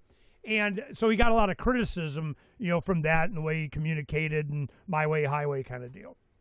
And when he was criticizing and he wanted to have this debate on religion, it was in the context of, if you're looking for a spiritual answer, then you're too stupid to be, libertarian, or freedom-oriented. Mm-hmm. You're going down the wrong path. And I'm like, the search for truth is, certainly a spiritual, look-see too. I mean, seriously. So that was, kind of my pushback. But in the conversation, there was a lot of these techniques and styles that Stefan's, certainly privy to. It just didn't really work on me because I don't care. I'm just expressing this is what I feel. You can feel the way you want and say what you want, and I don't care. So it was, mm-hmm. I could see a lot of what you're talking about and how it's a tactic for a lot of people. But on some people, it just doesn't work because I don't care. I'm not looking to dominate. I just want to share a perspective. Freedom's a perspective, V for Vendetta says. So that's what Freedom's Phoenix is about, the show is about, all our activism is about, is how can we free one mind at a time. And I'm just like, all right, this is what, now you go and they use what you have to offer and other things to hone their skills, or maybe cut off a couple of decades so that they have these skills at 29 instead of 69. I mean, that'd be nice. So I don't see a central plan for freedom. Everybody's got their central plan. If everybody just knew this one thing, have this central plan for freedom, then we'd be free. That doesn't work because everybody's got their own plan. this is the thing, my rhetoric when I run for office a gazillion times. I'm up there, dealing with, Congress. I run for U.S. Senate, against John McCain. I mean, that was entertainment. So, Secretary of State, County Recorder, State Legislature, Congress 3 times. I mean, I've been there, done that, got a bunch of T-shirts. And it always goes like this in the argument, that they'll go, all right, well, the Democrat, I'm going to rule you this way and that way, and, you're better off being ruled by me. The Republican gets up and goes, he's going to rule you wrong. I'm the better ruler because I rule better, and pick me, I'll rule you. And then I'm like, well, how about, what's your plan? And I'm like, for you to have your own plan? Your pursuit of happiness? I don't want to rule your damn self. I ain't your mother. What? That's not a plan. The hell it's not. The plan that you get to have your own plan. How about that plan? Well, it's not even on the radar screen for these guys. It's always about my plan to rule you is better than that guy. So when you come up with the rhetoric of you get to have your own plan, do you really need to articulate that? Or do you just articulate, I get to have my own plan, my personal pursuit of happiness, to create my own happenstance, my own surroundings, my environment, that people, the freedom of association and not association, and to defend that, I got this here gun. So, that mindset is not even on the radar screen. It's always somebody advocating for what they want. Well, I'm going, okay, well, these skills that you have can be used to advocate for what I want. Not what I want for you. I just want you to leave me alone. I got 18 acres out in the middle of the freaking desert we're building on. And, but if somebody complains, I'm like, who? There's nobody here to complain. What role do you guys have? Hell, I even built my own damn road. So I don't want to hear your crap. So this is, where I'm coming from. I just want the skills and the ability to be passed on to people, to not just to not be someone's bitch or someone's, whipping boy for the audience or whatever, just to be able to articulate their plan for themselves and to understand that this country was built on the idea that you pursued your happiness, whatever that is. As long as you didn't violate someone else's life, liberty, or their pursuit, I don't care. And the more you can be able to articulate that and get that amongst a big, giant argument, if you can get that out, that's my stance in the 30 seconds, 30 minutes, whatever it takes for you to do that, well, then birds of a feather will flock together. They're coming to you and wanting to share with you. If you can do it in a way to where they feel open, that they can come and share with you or bounce off of your wall, what their thoughts are. That's been my experience over decades of doing this. And it has been, it's like when we do the signs, and we have a bunch of signs, let me see your smile, liberty wears no mask, support first responders, who say no to mandatory shot. Whatever, as we're traveling the country doing that, we were in the middle of that when we talked last. You'd make the signs hundreds over days, but then you go and put them up at 2 o'clock in the morning, and all of a sudden they're there. And the reason people like that so much is they didn't want to be out there interfacing with people or confrontation with people or worrying about the man or whatever. They just, boom, signs are up everywhere, no confrontation, no nothing, but they got to say their say. That appealed to a lot of people. They were like, woo, man, and I woke up and everybody saw, woo, man, I like this. The sign, everywhere, sign. Because that was their mindset. Now, some people want to win the argument. Some people want to have the interaction. Some people, look to defend themselves. Hell, they'll get an argument so they can. Just like the guy that comes over to your table wanting to make fun of you. So there's a lot of skills and a lot of ways that you can express or advocate for something. And yours is one of the ways that I think applies to so many people that have not been able to articulate their position because they didn't understand what role they were in the conversation. They didn't understand the dynamic of what was going on. So, and if you can do that, and you can be aware of that, it makes you more effective, and it builds up your self-confidence and self-esteem to be more effective in the future. My advocacy for a lot of young people was not to, you just need to make your position clear of what you are about and why, and you're done. And then people will come over to you or they won't, or back, just the argument. I mean, you can do it in a lot of different ways, but some people have the need because they have the family, they have the rhetoric, they have the friends, they have the neighbors that they need to be able to just to maintain their own, freaking mental sanity. I understand. And that's why I wanted to share this with, because I know the impact that it's had on very good quality human beings with the character that I call them my friends, but they just lack the social or communication skills to be able to advocate the way that you're talking about. So that's why I wanted to share it, and why I wanted to skip to the end, and it's here. You go to Irida, how do you say it? Irida. IRIDA.TV, and you go to the menu. Let me go ahead and go back for this so you can see it. You go up to the menu here, click intellectual self-defense, boom, there it is, okay? And this information may be of great value to a lot of people, because I know it has been, because they've talked to me about it, and I've said they really encouraged me. This is the second time from different people saying, Ernie, you got to talk to Dylan, man. I mean, you ain't, man, I'm going to manipulate the crap out and beat you over the head until you do, kind of thing. So I'm like, hey, man, you had me a hello. You had me a hello. I mean, I'll take care of it.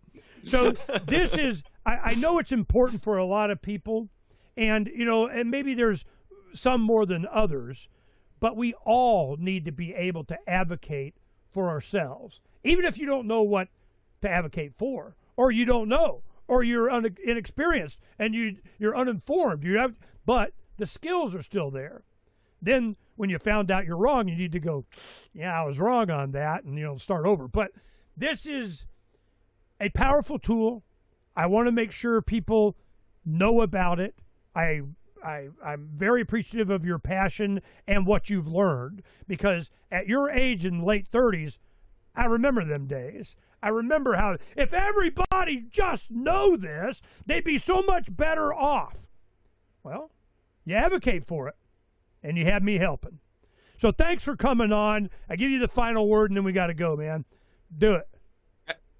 Cool. Well, I super appreciate you willing to proliferate this. When I only answered half your question earlier about what drove me. And honestly, I didn't really know, other than I had this information and I just had to write it down. I had to make it public. And I thought to myself, if everybody walks away from it and they're not interested, well, I fine, but I did my part. Right. I thought it was important to share. I felt like I had a responsibility to share it. I'm sharing it. If I'm repeating myself, if everyone walks away, that's fine. So, but I appreciate you willing to help me get this out to a bigger audience, because it does feel good to actually get positive feedback from people that it helped them. And I guess the last thing I wanted to say is, a couple things that were mentioned while we were talking in the show. You should have me back on to talk economy and Federal Reserve and stuff, because I think I'll rub everybody sideways, and I think it'll be fun. That issue is going to be coming up here directly anyway. That's for damn sure, But yeah, we can always, yak it. I'm trying to do, like today. I got 3 shows today, 2, 3 tomorrow, and then I'm taking the rest of the weeks off. James Corbett, usually on Wednesdays we have family things, so we're doing it tomorrow night. And then of course Trump Report tomorrow, and a lot of this stuff. Yeah, we can talk about inside Trump administration kind of. I'm sure you're getting a lot of, feedback on stuff too. And it is, I'm not ready to release, a lot of information that's going on behind the scenes, but there's a change coming. There's a big change, and it started with the Levolution for me. I mean, it was, the fact that the Federal Reserve was even a presidential issue to begin with. That was the whole thing. Oh my God, it's an issue. Well, it's an issue, and it's going to be getting more and more and more. And when you got, Elon Musk and Dr. Ron Paul agreeing we need to end the Fed, it's like, ooh, somebody's boots ought to be quaking. I mean, I'm like, damn. So we're going to have a lot of discussions about that, I'm sure, and we'll try and include Dylan. Thanks for coming on, man. This was, a good conversation. I'm glad you got to express yourself. And, peace be upon thee. Bye. Thanks, Ernie. pleasure. Your smile